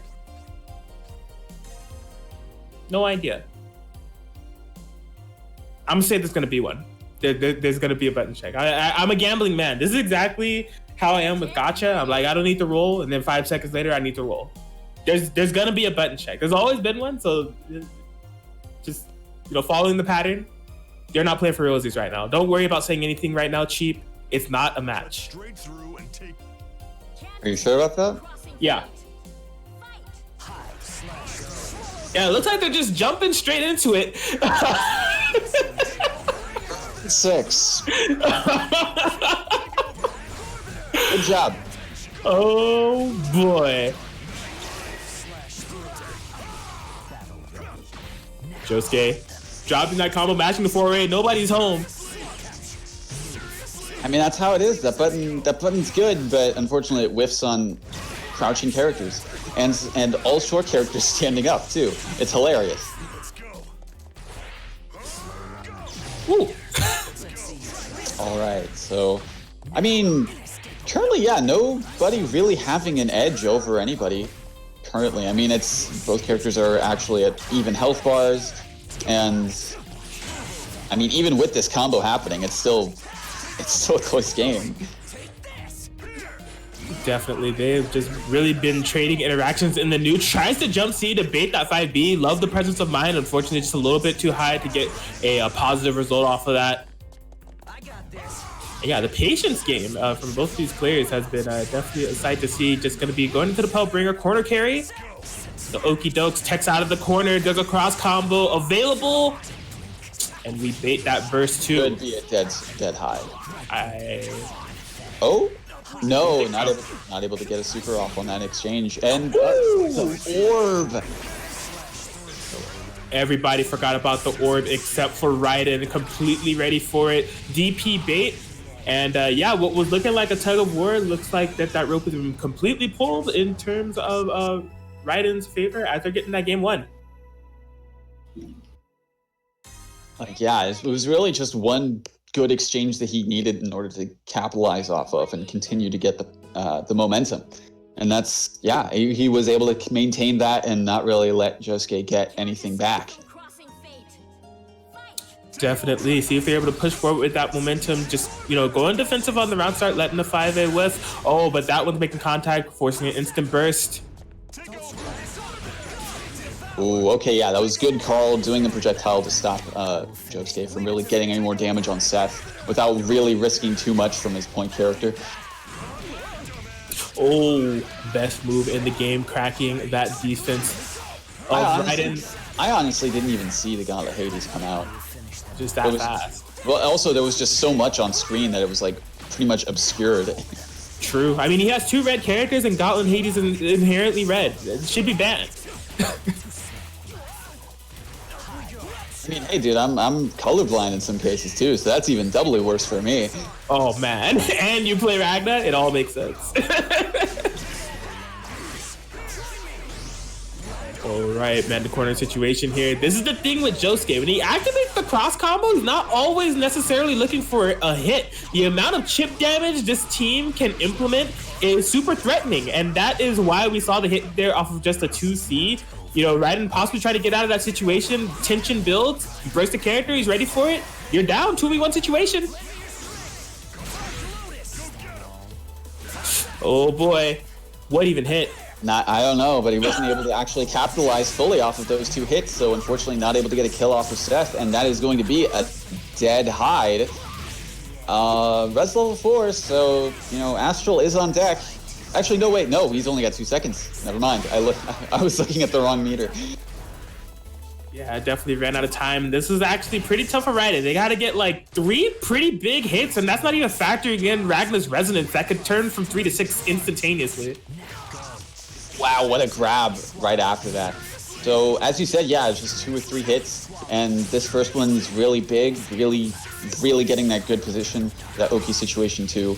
And, choosing to spend the meter just to get as much damage as possible so as, he doesn't have to spend as much for next time. But, as you said, res level 4, the natural healing from that, able to bring Ragna back to essentially a 2-touch situation.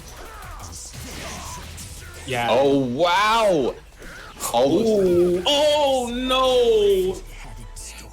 And it was all looking so clean. Tried to late confirm off of the orb and ended up falling straight into an overhead that he just wasn't expecting on the dome. Lord Hoseph Dong able to seal the deal. 1-1 tied up here. Yeah, that was. It's fortunate that that Raiden didn't have any more health than he did. Otherwise, we probably would have seen an astral come out right there. It's true. I gotta say, it was really funny seeing both players call Hyde out at the exact same time at the beginning of the match. That universal brain cell, always at work. Sometimes. Oh, good block on that from Yosuke, and good block on these mix-up situations. That was big damage potential from Raiden, but fortunately Yosuke was able to completely nullify that by guessing it correctly. And just look at the chip damage. Look at what happened to Seth's health bar. He barely even got hit. Yeah, I will say on that active swap, I am very surprised that Raiden didn't hit any buttons. He brought Hyde in off of Ragna's jump B, and it was just an active swap. I think there was definitely a moment where Seth could have hit a button and got a happy birthday, but, all good here. I think with the situation that Raiden was in, I don't think he wanted to risk anything. Yeah. All right, good use of the push block to get out of that sandwich situation. Taking a minor amount of damage from that assist call, but getting the side swap. I don't think that's dead, but it's very close to it. Yep. Yeah, not a bad decision. Make it unburstable. Put the Ragna at a disadvantage. We know that is the comeback character in a sense when it comes to those 1v2s. And look at the mix. And we have the confirm this time. Nothing late. It's right on time. Hyde going down. But this is the problem. Oh my God, if he had the presence of mind, that would have been a really big hit. Even so, it was already a big hit regardless, because that was a dead Seth. And with how things are looking, if he gets... Oh, that was a good resonance call! He finished it! Why did he choose to finish it? I have no idea. I felt like he had on that freeze frame the opportunity to not confirm to go and do the entirety of it. But who's not complaining about that decision? Definitely Raiden, as they have taken full advantage of it, the punish and the mix accordingly. And there it is. They're a game away from taking the set now. I mean, yeah, it was just like he had the time. It wasn't like it was buffered or anything. It couldn't have been, because of how early it was into the Gauntlet Hades. Yeah, absolutely. I can't really tell you what happened there. It was unfortunate stuff regardless, but Yosuke looking to stay into it, getting this 4A match going. Okay, yeah, Raiden finding the proper time to burst to the footsies. Still getting hit regardless, and both characters gets hit with the Gauntlet Hades. Doesn't matter if it's online, Parsec, or just regular net play, or potentially even offline, you're still getting hit by the best move in the game. Oh, wow, I don't even know what that exchange was. Yeah, Raiden was trying to whiff punish the Carnage Scissors and in turn got whiff punished. You hate to see it. It could have almost nearly been fatal. I mean, fortunately for Raiden, it was a drop combo. And do we have it? Yeah. Oh, wow. Just recognizing the fear. Look, we're familiar with Raiden. We know that situation. The restand into the active swap mix-up, it sucks to defend against. So just trying to burst through it. Raiden have that presence behind the block. And all the momentum being built from here is just adding up now. This is risky. This looked like it was going to be Josuke's game, but yeah, Raiden able to basically even it out. Look at these backdashes from him so far. That Hyde do be moving. 5A check on the landing. Not going for anything too crazy. No super confirm. This is the character you want to kill, and he's gone. I feel like Yosuke could have done Carnage Scissors and would have been able to at least win in that situation. But this is where we're at now. Definitely Yosuke on the solo Hyde. He does have the meme tier chip damage, but it's only if you're able to make your opponent block something. Resonance gone. 4P is hit. No conversion. He lives to see another day.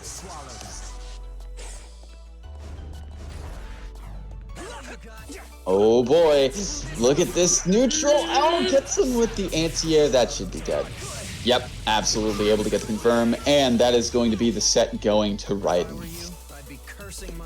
Definitely, just a perfect way to close that off, right? Very conservative play there from Raiden, kind of taking, I'm not going to say a page out of Josuke's book, you know, this is definitely a common strat, but something we see Yosuke do a lot in those 2v1 situations. Just chill, you know, allow your opponent to run in and try to open you up because the pressure's on them, and then capitalizing on their mistakes accordingly. And game, set, match, Professor Parsec. Moving on into loser semis to fight Ryogus.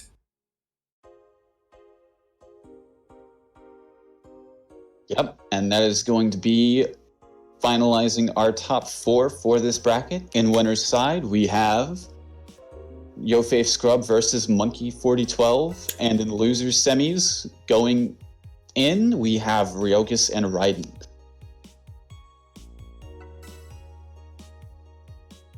Yes, going to be a good one. And yeah, Ryogus has been having a very nice losers run, if I say so myself. You know, in the round 1, you know, he fought Kiomi, went down 3-0. But since then, you know, 3-2 over CriticalExistenceFailure, 3-1 over FourSwordKirby, and a 3-0 over Bluesub. So they have really been making a tear through this losers bracket. And I mean, on the other end, so has Raiden, right? You know, Raiden lost that first round of Bluesub, but then in their tear, you know, it's been a 3-0 over Jake Achabizi, 3-1 over Kiomi, and a 3-1 over Lord Hoseph Dong. So we're definitely getting the matchup of the losers brackets demons, apparently, but it's only one that come up victorious for this top 3 spot to get in that money. Absolutely, and yeah, it looks like we're just going to be going right into it. Both players having their teams lined up, and yeah, just ready to go. So why, when you say it, they didn't do a button check? How'd you know? They said it in the chat. Oh. Ryogi, nice jump C there, letting the cross up. It's very obvious. I don't know why I didn't do it in the chat. Fantastic job, Atkins. You're doing terrific. Keep it up. Anyways, so going into this, yeah, so far, Ryogi having, you know, getting some good hits here and there. Nothing substantial, though. I'd say the same case for Raiden, honestly. Yeah, as we're seeing a lot of stray hits connecting, but good defense so far from both players, actually. Not really falling for any of the other's tricks at the moment. I mean, yeah, it's just solid neutral play. Oh, and there's the first big hit. Both times that he's gotten like the burst bait, he hasn't been able to punish it accordingly, and those were big too. So, Oh, he checked him once, still blocking low. Checked him twice, he's still blocking low. Checked him 3 times, that's where it's 5C time. Punish on the Ass Beater 420 special. We're down to just solo Seth. Time's the charm, as they say. And yeah, this is looking to be pretty good so far for Ryogus. Oh boy. Yeah, I mean, apparently all it takes is just getting Raiden put into block stun once. That's all that he needs. Yep. You're calling it. That's exactly what's happening here. Could have been a kill, but just no confirms off of the AZO. He is in the block stun push block. Okay. Oh my goodness, that was really good, recognizing that, you know, he was just going to run up, try to bait, you know, throw reaction or anything, honestly, and then just goes for the JC. But the assist call catching Seth just out of the dive. Going to be game 1 going to Ryogus. Ryogus. Yeah, this Narukami Adachi is definitely putting on a tear in this losers bracket, man. It has looked super clean, and there's been a lot of respect kind of shown by both of these players. The thing is, on both of their ends, you know, Adachi has his Zeos if you're showing too much respect. Seth has his orbs if you're showing too much respect. Ryogus definitely getting the better end of the deal in those exchanges so far. Absolutely, and currently, yeah, let's see what Raiden can do. Let's see if Raiden's able to sort of, I don't know, make something different happen. And it currently looks like he's absolutely able to, because Narukami's not looking too good. And, you know, still being put into pressure, just getting stuffed out. That's a dead Narukami. Yes, and that's one of those patented Raiden push blocks that we've seen that are always so impressive. The push block the first hit of Adachi 5P and hit that button. He's not going to expect you to be there right in front of his face. That led to a dead character, and that was definitely a great decision there from Raiden. Run up throw, no dice. Yeah, you're stuck on solo Adachi, having to mix almost full health Seth Hyde. It's not an easy task. This is a potential setup for something. I was expecting cross combo into EX neutral skip into restand, but I mean, hey, that works too, honestly. Absolutely, yeah. Now burning the resources on that. I guess that he didn't want to do that based off of the resonance. Could have been a nice escape out of that situation, or just adding too many layers to the mind game. Just keeping it simple, and it worked out. Tied it up 1-1 here now. Yeah. I think the other thing was he didn't let Ryogus get his game plan going. Yes, absolutely. Time to go to work. Because yeah, you saw how that game 1 turned out. You know, once this team makes you block, it is not fun. Where's Ryogus? I think we might have a controller issue. Big yikes. He hit the home button on his PS Pad and it connected to the PS4, activated the M-Bond. He's currently gaming right now. You got a tournament to play, buddy. Oh no, he is here. He's plugged the USB cord back in. No M-Bond today. That's for Extreme Fighting Burst happening at Danger Time. Maybe he's playing M-Bond right now at the same time. Could be. Man, truly gaming. Loser semis of my BBTAG tournament while I play Gundam. What up? That's crazy.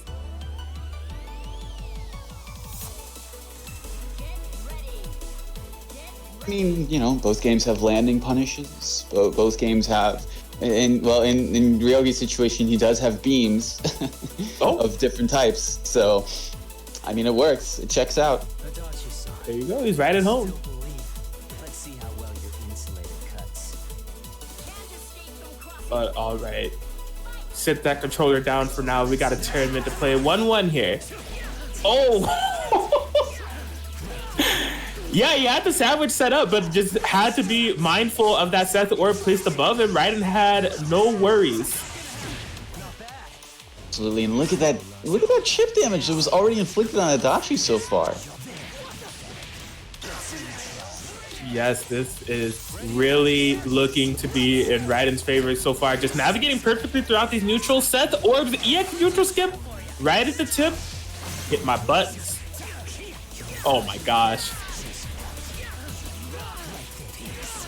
Yeah, this has just been all right, and Ryogus is looking a little bit lost in terms of what to do. I mean, forget like setting up my game plan. How do I like stop blocking? Oh, unfortunate that I wasn't able to actually reach. If that did, that was going to be a big happy birthday for him. Oh, wow. Wow, 2-3-6C somewhere within that exchange, completely nullifying the BZO. He punished the active swap. That was a genius play. Because of, I guess, the influence from the fact that he got the hit, but he didn't have to hold any of that BZO at all. Yeah, full animation, uninterruptible. That was an insane play. Could be a dead character, actually. Oh, that is definitely curtains.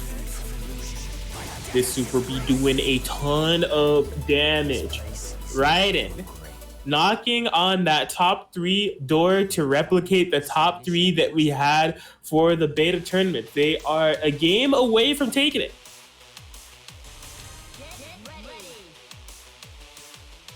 And just in terms of how the games have been going, Ryogus' back is up against the wall, man. We saw a solid game 1 from them, but now it just seems like they're just having trouble. Like I said, not even just getting the game plan started, that's an issue, but just getting Raiden off of him.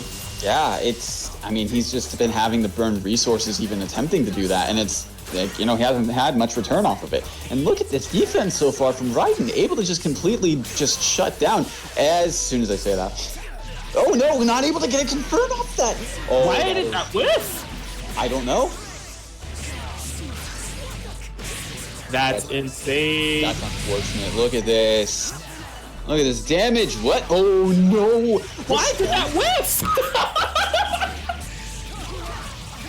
Y'all, we have entered the Parsec room. Somebody do a combo. Why is everything whiffing? That's the first whiff we've seen. I don't know what to say. Oh boy, we're in a setup. Who's even winning at this point? I have no idea. Everyone keeps dropping everything. Burst bait, nothing. Not quite gonna kill. It's Oki. Who knows what side it hit on? But that's a dead Adachi. Oh boy. Bad. That's a bad situation to be in. Yep. Oh, gets the trade, and unfortunately, that's going to be the end of Ryogus. That was. I don't even know what to call that game. Insanity. The odds of them both getting a happy birthday conversion and then dropping on the super, and in the ways that they did, was mind-blowing, you know? But Raiden is definitely the one that will be coming up victorious, and like I said, a repeat of one of those beta tournaments we have with the top 3. Raiden will be at that losers finals waiting for the loser of this next match that we have up to stream. But the next match that we do have up to stream is going to be that YoFavScrub versus Monkey 4012 run back. Absolutely.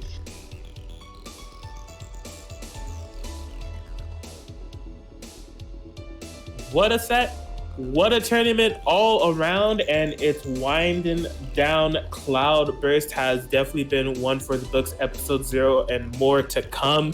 I hope you all have been enjoying it. All 43 of you, we thank you all for stopping by here, showing some love, and just watching some great BBTAG as we round out the end of this year. And yeah, like I said, just definitely looking forward to more of these. I think this is supposed to be a monthly, so after this, I guess we'll be seeing you guys around in 2021. But show some love if you, if you're interested in doing so. We do have a match Reno for this tournament. It's posted up in the chat right now. You can go there, and there's no codes kind of figured out yet for these tournaments, but there is still a match Reno regardless, and the direct donation option is available. So if you can, or if you'd like to, if you just want to let everybody know in the bracket and let the top 3 kind of get a more fat payout, you can definitely check out that match Reno, contribute through a multitude of ways. We're currently at $80, so we thank you for everybody that has donated. And yeah, I just hope you guys are all enjoying yourselves in this Parsec BBTAG action. Absolutely, yeah, and hopefully in the future we will be able to get those codes and the marketplace up and running for this. But for now, it's currently the first one, still getting our feet wet essentially. So what is this button check?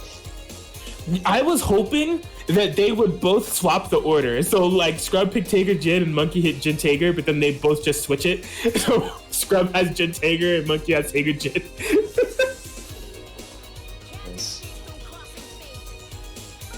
So it's gonna be a front check. God, I hope so. Yo, I'm right. Go only take so many L's until it ends up in a dub. Look, I mean, I feel like this was the easiest call to have made. Hey, an easy dub is still a dub. What are we doing? I hate you so much. I even made that joke on my Twitter, and I still hate the fact that you referenced it. That's all I saw, man. That Tager walk was hitting different, man.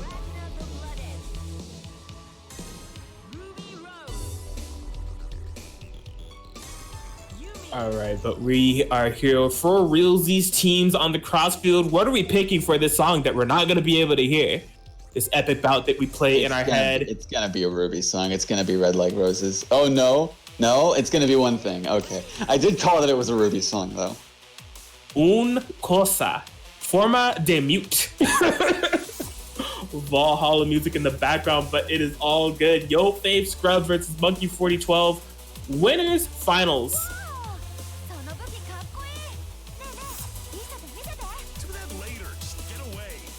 And again, guys, this is the run back from the beta. So much history between these two players, offline and online. This time, it's for the first CLOUDBURST that we're having to decide who gets in the grand finals. Here we go, game 1. Oh, the fake out on the cross-up, Scrub bursting immediately.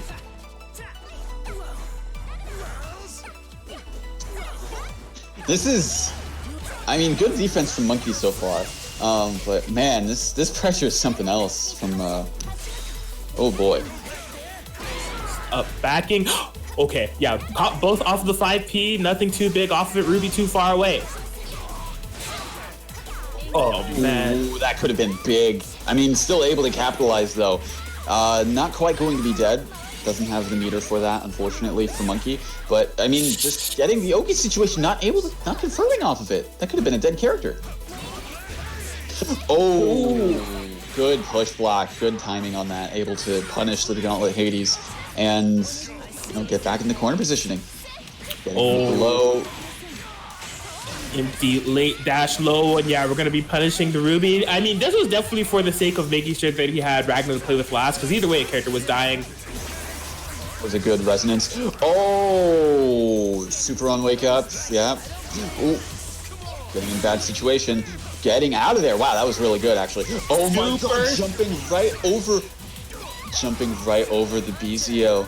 Getting the active switch. That was a crazy confirm. So well done. Somehow we've ended up in this 1v1 situation. Oh my. It was similar to what we saw the last time these two fought each other over Parsec. Insanity. Oh yeah, he broke his ankles. He did it again. No way, Scrubs. No way. The ankle breaking technique forbidden, but he's not dead. You need to do more than break my ankles. You need to bend my mind. The reversal DP YoFavScrub getting the game won. Why can't I ever do that? YoFavScrub is low. Dash back blood scythe never worked for me, man. I'm just saying. I'm speechless. Like the first time I was like, okay, yeah, we've seen that before. The second one that he landed, I was at a loss for words. He went for it again and won freestyle basketball. It is the Lakers colors today. It's not a Giovanna reference. Gets hit by Hellsfang too. I'm surprised by that, honestly. What was he pressing during the middle of that? Was he trying to punish it? I mean, that's the only explanation I have. No explanation from me. Cross up for P. Oh boy. Getting some life back on the Ragna 2. We take those. Almost back at the full health. Wake up 5A. Seeing the backdash, it looked like. Oh my gosh. Tex into the sandwich here. Yeah, trying to push block away from it. Oh boy. This counter hit jump being confirmed is pretty big. Scrub has been able to play with pretty much solo Ragna throughout the entirety of this. Here comes that patented mix-up push block into 2C. Yes. Oh no, he blocked in the front with Ragna. Carmine scissors through all of it. Yep. Yes, sir. Oh, he just mashed out of it.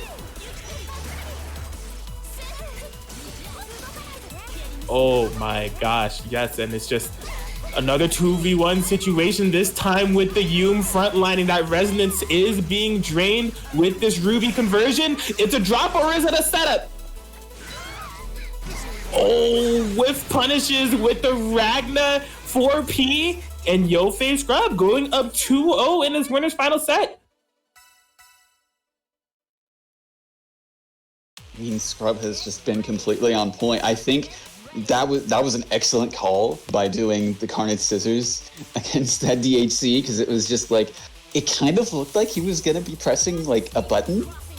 Like he made it look like that, when in reality, like as soon as the Super Flash happened, I was like, that's Carnage Scissors he just did, because I recognized that pose. Super smart, great patience. Look, it looks like a 2-0, but look, this is Monkey 4012. The adaptation of this player is absolutely insane. Sometimes 2 games is all it takes, and we just see the full run back, but that whiffed DP is leading me to possibly believe otherwise, because this is abysmal. This is really bad for his Adachi right now. He's gonna, he had to. Literally any later point of that burst was going to be able to be punished. Yes, trying to find that 5B for the happy birthday. YoFavScrub will wear no dice. Oh my gosh. These whiff punishes are something else. He whiff punished a 5A. He's just playing on an entirely different level and plane of existence right now, man. Out. Oh my goodness. Oh, it's multi-layered, like an onion. Oh, the clash, not mashing again. Punishing the Adachi. Yeah, this is gonna be safe. Good luck. Oh, yo, no way! He caught him off the backboard. It's an and one street ball freestyle off the backboard, off the hazy. YoFavScrub 3-0 over Monkey 4012. That was insane! You've gotta be kidding me! Just, oh my gosh! How are you calculating that? What in the world? Ah! Oh my goodness, he just had the awareness, he knew the angle, he crunched the numbers, he was like, he is going to land here, my predictive model says that, and I am going to intercept right at this point. Oh my god, that was insane! Everything at play for that decision to be made. Geometry, trigonometry, and a little bit of head ass. YoFavScrub securing that grand final spot accordingly. Off the backboard, he's freestyling up there. I'm telling you, get him a mixtape and one street ball. He is bowling right now. Please, I swear, somebody out there clip that right now. That was insane. Oh my god. Yeah, do y'all look at the pot? Yeah, I saw what they did. Oh Look god. at, oh my god, dude. Let me refresh.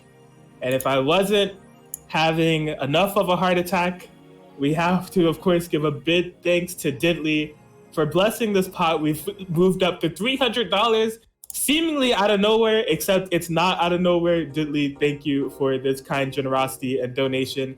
If anybody else is looking to donate, the Matcherino is in the chat, or it will be by the time that I finish this sentence. There we go. Yeah, you guys are more than welcome to donate for this CloudBurst episode 0. We don't have any codes available, so it's only direct donations, but you could do as Diddley has done if you'd like.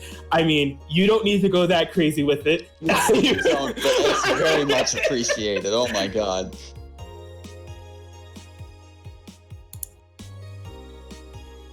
Absolutely, but we still got some more matches to play. This is our top 3. That was winners finals, which means you haven't seen the last monkey yet. Dropping down to this losers finals to face up against Professor Parsec himself, Raiden.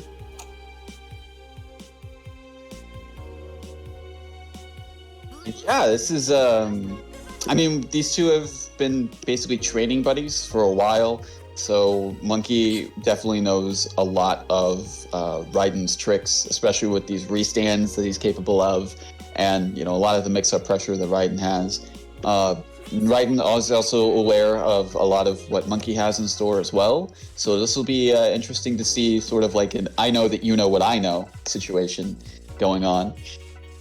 Yeah, definitely. And one thing I want to note, I think we've been seeing the kind of knowledge that Raiden does have in terms of the Adachi matchup really come into play if you reference that set that he had against Ryogus. Just doing that super clutch 236C interruption before the BZO made contact was a decision that, definitely could have been made by a Seth main if they're just like hyper aware, but having Monkey as a training buddy, you're going to be ready for that situation. And it definitely paid off in dividends there and throughout the entirety of that set.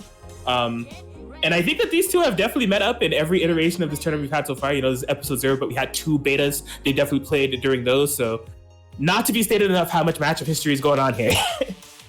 Yeah, it looks like we're going to be getting right into it with this game 1. See how well your insulator cuts. Yes, and Monkey has swapped the team there on the Susanoo Jin. It's interesting that he's picking Susanoo Jin. I feel like it's probably because, as I said, they've been training two buddies, so Raiden knows what he's capable of with Adachi Yumi, but I guess he wants to go mix things up with this team. Yeah, and I mean, it is definitely a good team. If you like unblockables, we're going to be seeing a couple of them. I can guarantee that. Absolutely, yeah. And just, continuing to pressure, like, that 6P is deceptive because of the fact that it's multi-hitting and, like, it's so slow to start up that it's like, you're already thinking about it, but there's already this character in front of you that's doing other things. So it sort of, like, occupies your mind a little bit. Yeah, it makes you scared, it makes you respect it. In that moment that you are respecting it, the mix becomes worse. Exactly. Yes, but Monkey just really going on a tear with the Susanoo front-loaded team. The 6Ps have come in clutch, and it's been all Monkey dominated. You can really tell that by the Resonance Diamonds. He's already built up 4. Raiden's not been able to build up a single one. Just hasn't really been given the chance, and it looks like we're going to be having a dead Hyde for it. Oh yeah, big confirmed 6P on your Oki. The Resonance will get you out of dodge, but you spent that invul resource. Time for me to get in there. To kill, but it's really just a super dangerous situation for Raiden right now. It's just, I mean, look at this. Like, look at what he had to go through. It's like the pressure wasn't letting up. And again, like I said, that 6P was really doing a really good job of covering a lot of Monkey's options. Yes, just masterful play there with the Susanoo Gen. And this is definitely one of the danger zones of Monkey as a player. So many teams and pocket characters they can just kind of reach into on a whim's notice. You know, this Susanoo Gen is something that I've heard of him playing, but I haven't seen it in action, haven't seen it pulled out in tournament. But it's already paying up dividends here. That very, very convincing game 1. I was worried that was a happy birthday at the round start. It kind of looked like it. So almost. It was a good thing it wasn't, because that was a really good Susan starter. All right, and looks like Raiden is able to get at least something going in comparison to the last game. You know, as you said last time, you know, not really able to get any of the Resonance Diamonds, but already seeing it too. Unfortunate DP though. That is big. That is really big. You do not want to whiff a DP against this character. Like, even though he dropped that combo, it was still 8.7k, and he's already dead again. Yes, 8.7k and 8.7k meterless. I've only spent a meter on my Gen Diamond, and I have 4 bars to tout for this active swap mix-up. You better block it perfectly. And there it is. Oh, the tag combos? Okay, yeah, I think that was super multi-layered. I think on that cross-up, he was trying to bait a Raiden push block, but the Gen 4P whiffed, and he had a Susanoo jump C active swap waiting for him. No, there's always layers to Monkey's approach, like that you really have to be aware of. And if you're not, he's going to have like whatever option you pick covered. And just look at this again. That 6P just really able to cover his options, really able to just let him just do that active switch and just go in uncontested. And look at this. He actually almost built up the meter. If that combo didn't drop, I'm pretty sure Hyde was dead.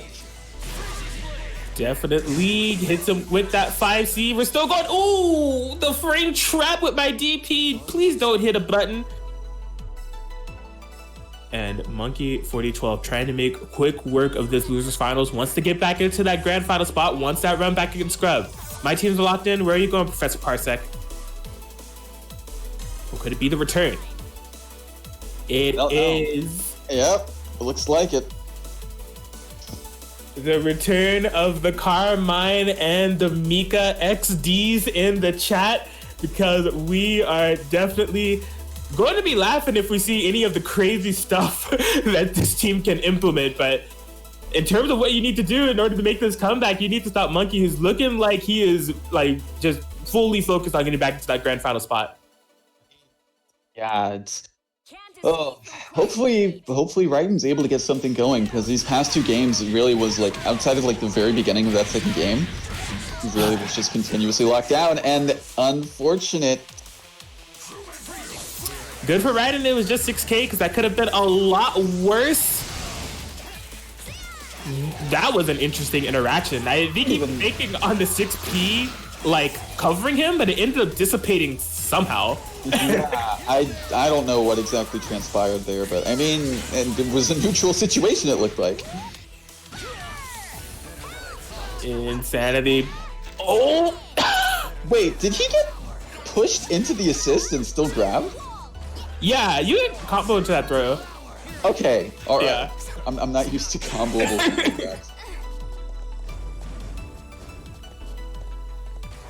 Oh boy.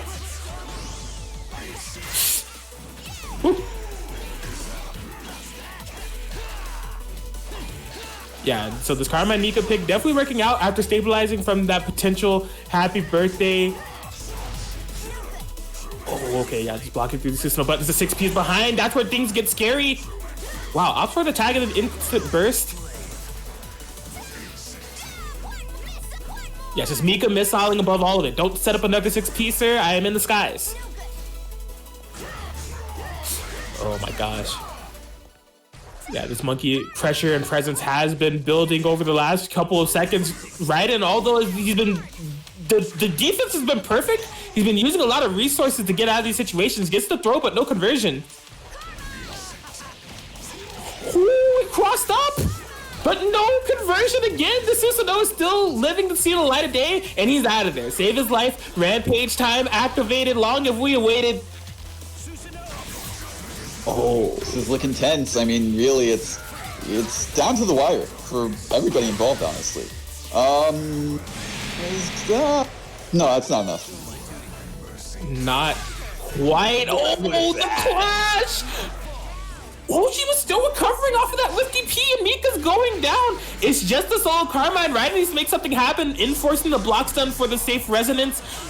Cross combo, but no hit there from Monkey on the gamble. See, the thing was, because of that EX pinwheel, he was able to move back away from that air super. Yes, and the counter hit jump button coming into play for Raiden. Getting a game up on this board, stopping the seemingly unstoppable Monkey, but Monkey has some games in the tuck. They can do a character swap. They're going to be changing up the pace now, going to the Ruby Yumi.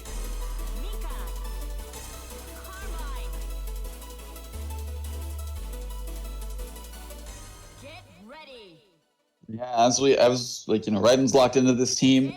But yeah, as you said, Monkey's got just so many options to choose from in order to counterpick and, you know, change things up for himself. So, I mean, yeah, we got to see Raiden adapt on the fly here. Absolutely. Monkey definitely has the game to gamble, to kind of go for this team comp and definitely go for something a little bit more favorable of what Raiden has going on with this Mika Carmine push blocks. Please don't sandwich me. It's going to happen regardless. You can't escape. Can't escape from crossing up. Oh, boy. Thing was, all of that was unrecoverable health, too. Pretty favorable there for Raiden. Monkey finding a hit now, getting some momentum here themselves. Raiden has those, yeah, he has those 2 bars. You best believe we're spinning push block. We are not going to be holding Yumi 5P. Oh, that's going to be a whiff punish. That might have been a missed input there from Monkey, but no huge punish there from Raiden the tout. I think he might have been trying to do EX Snowbird, but he didn't actually have the meter for it, so he got JC instead. Big yikes. Oh, just perfectly threading the needle in the unfavorable situation of not being able to confirm off those gun blasts. I'm surprised that burst caught. It really looked like it shouldn't have. What? Man, yeah, Raiden just keeps on getting these stray hits, but not really able to capitalize off of a lot of it, which is unfortunate because it would be a really, like, one-sided game if he was, but, I mean, yeah, it's not looking too good for him now.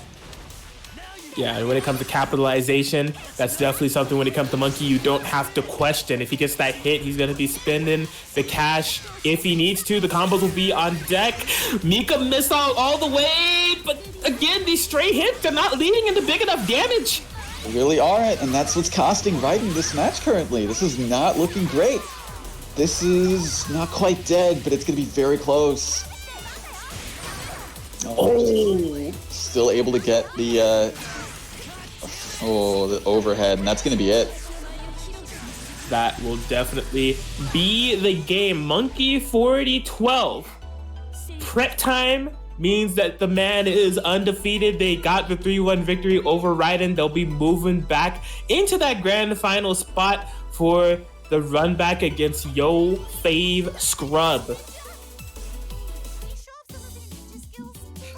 And just wonderfully played there by Monkey, showing off that versatility, pulling out the Susanoo Gen, getting the 2-game lead. Raiden was able to get a game back and then just showing, you know, I have other teams that I can go to. I will pull out the Ruby Yumi. I am ready to go. And we know that he definitely wanted this spot back for this grand finals, and he has been granted this run back wish. And if winners finals is anything that we can go off of, I don't know if it's going to be the exact same intensity, the exact same type of hype that was created, but it's going to be something nonetheless. This is going to be a hell of a set. Absolutely. This is going to be a treat to watch.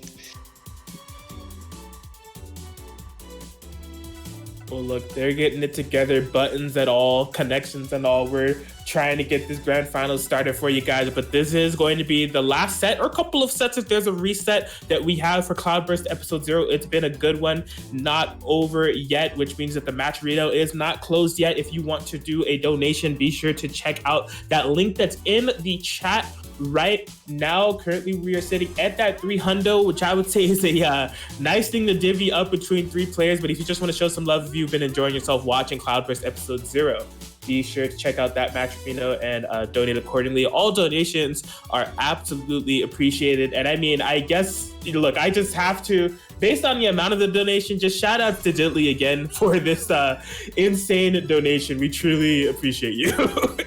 Absolutely. It was definitely not expected, but it's appreciated nonetheless. So big thank you to Diddley.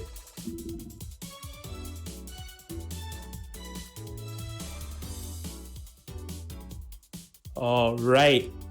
Well, we are set up here. YoFavScrub. And Monkey 4012.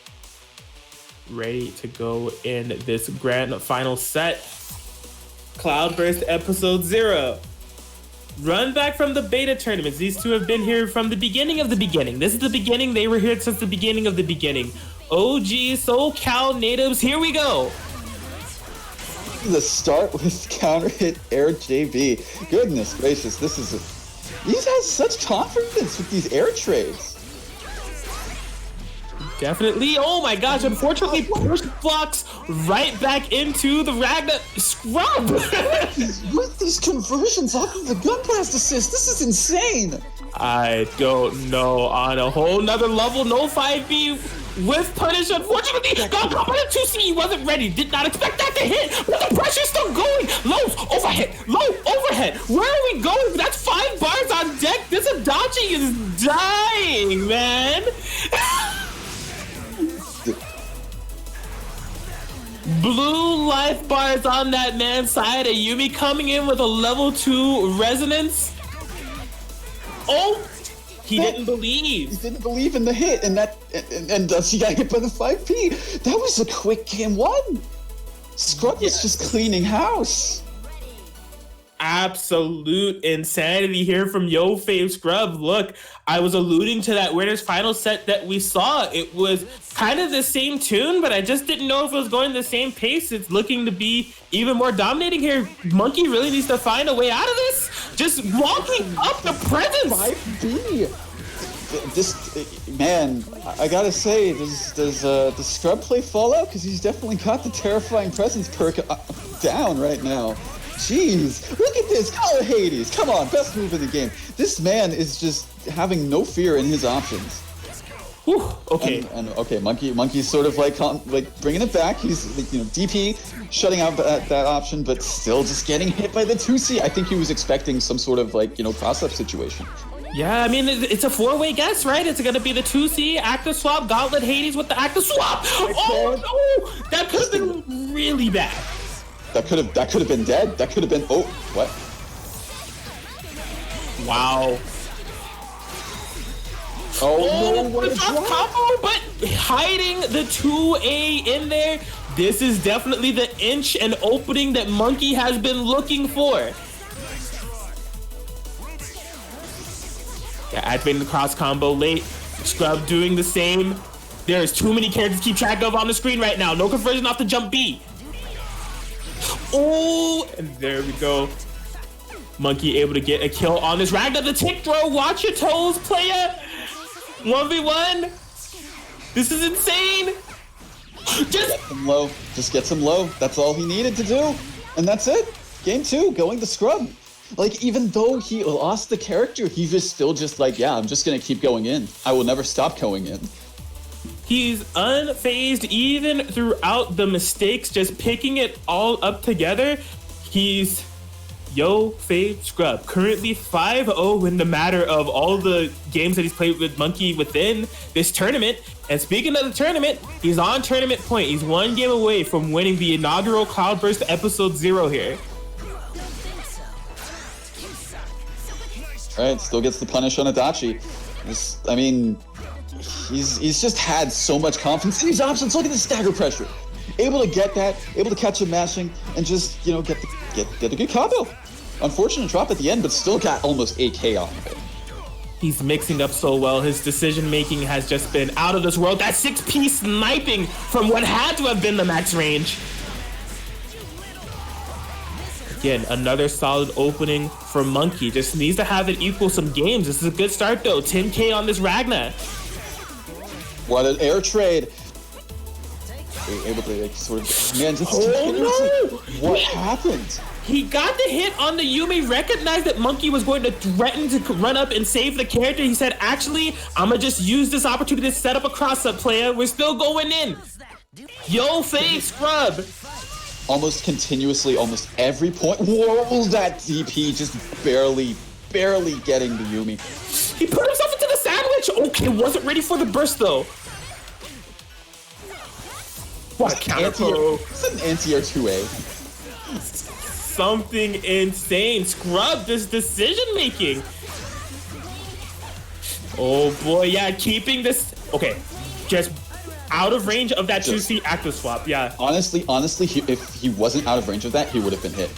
Oh, banking on the reset right there. I feel like somehow I don't feel like that's what that was supposed to be. Oh boy, that wasn't good. Yeah, these cross combo activations. Monkey has been reliant on these push blocks. There's no more available. It's solo Adachi. You need the comeback of your life right now. Are we gonna see another blood save? Ooh, 5-8. Oh boy, he wasn't ready for it, and that's it. That's the set.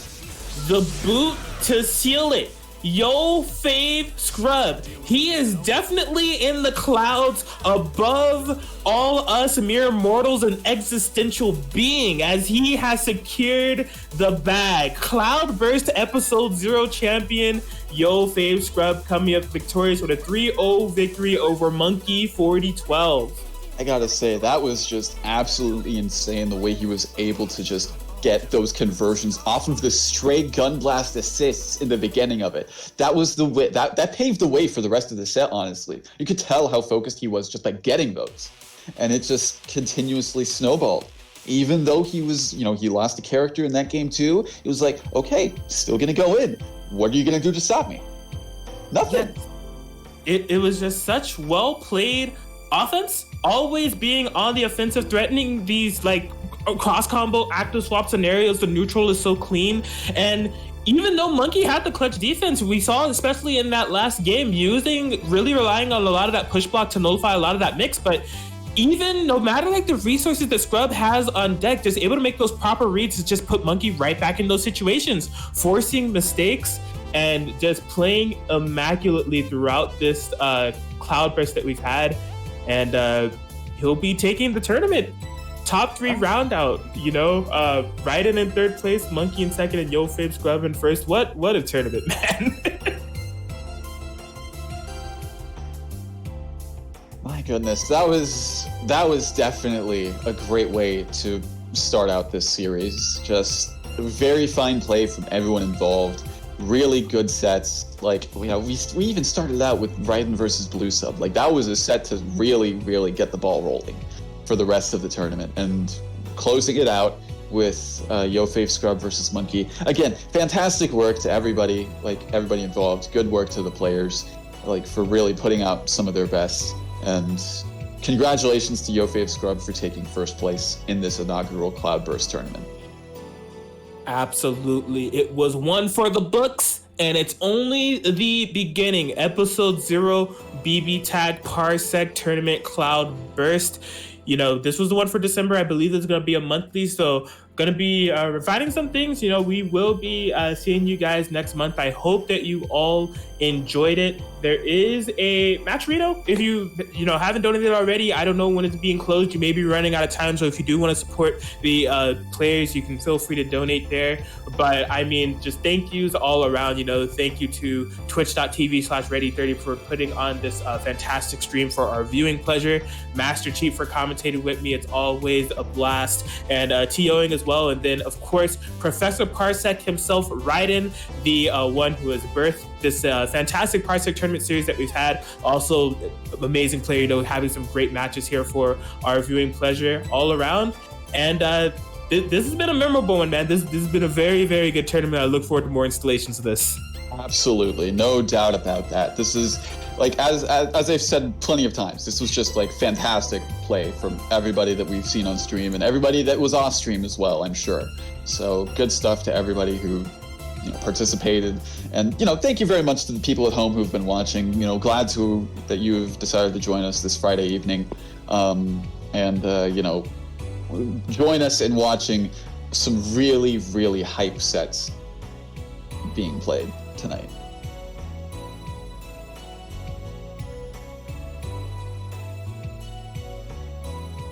Absolutely, but I think that does it for us. Raiden, I guess we could toss the mic to you. Do you have any words? Yeah, do you have any words for my guy? I don't know how to put into words, but I just had a lot of fun. It feels great. It's like I'm much more motivated to play a lot more now, so yeah. I hope other people feel the same, and maybe I hope this gets more like common, I guess. I'm sure it will. Like, it especially with it's free. It takes a bit of work, but it's there. Very cool. All right, and looks like that's going to be the end of Cloudburst Episode 0. As mentioned before, thank you so much to everyone that tuned in. Thank you, Master Chief and Kraken Atkins, for commentating and being the TO for this tournament.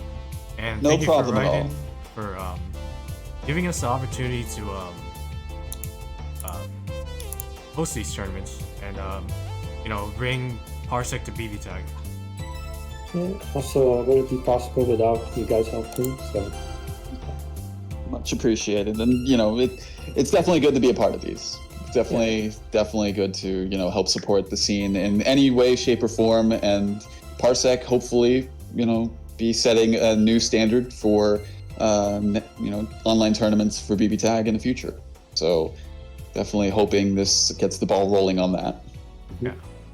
Also, oh, I was gonna mention Guzman's. I was gonna mention that too, actually. All right. I'll give you the honors then. All right. Also, don't forget, there is going to be another BBTAG tournament happening tomorrow at twitch.tv/GuzmanGaming1. It will be Battle City. That is happening tomorrow at 6 p.m. Pacific Standard Time, I believe. And what platform is it on? Is it on PS4? PS4. Mm-hmm. Okay. All right. So yeah, if you fall into, is it NA like completely? Yeah, it's open bracket to NA. Okay, so if you're within the borders, look into it, sign up if you can, and yeah, it's currently got a $150 pop bonus currently, if I remembering correctly, right? True. Yeah. Let me, if anyone is interested and hasn't signed up yet, you have until tomorrow. Let me drop a link in the chat.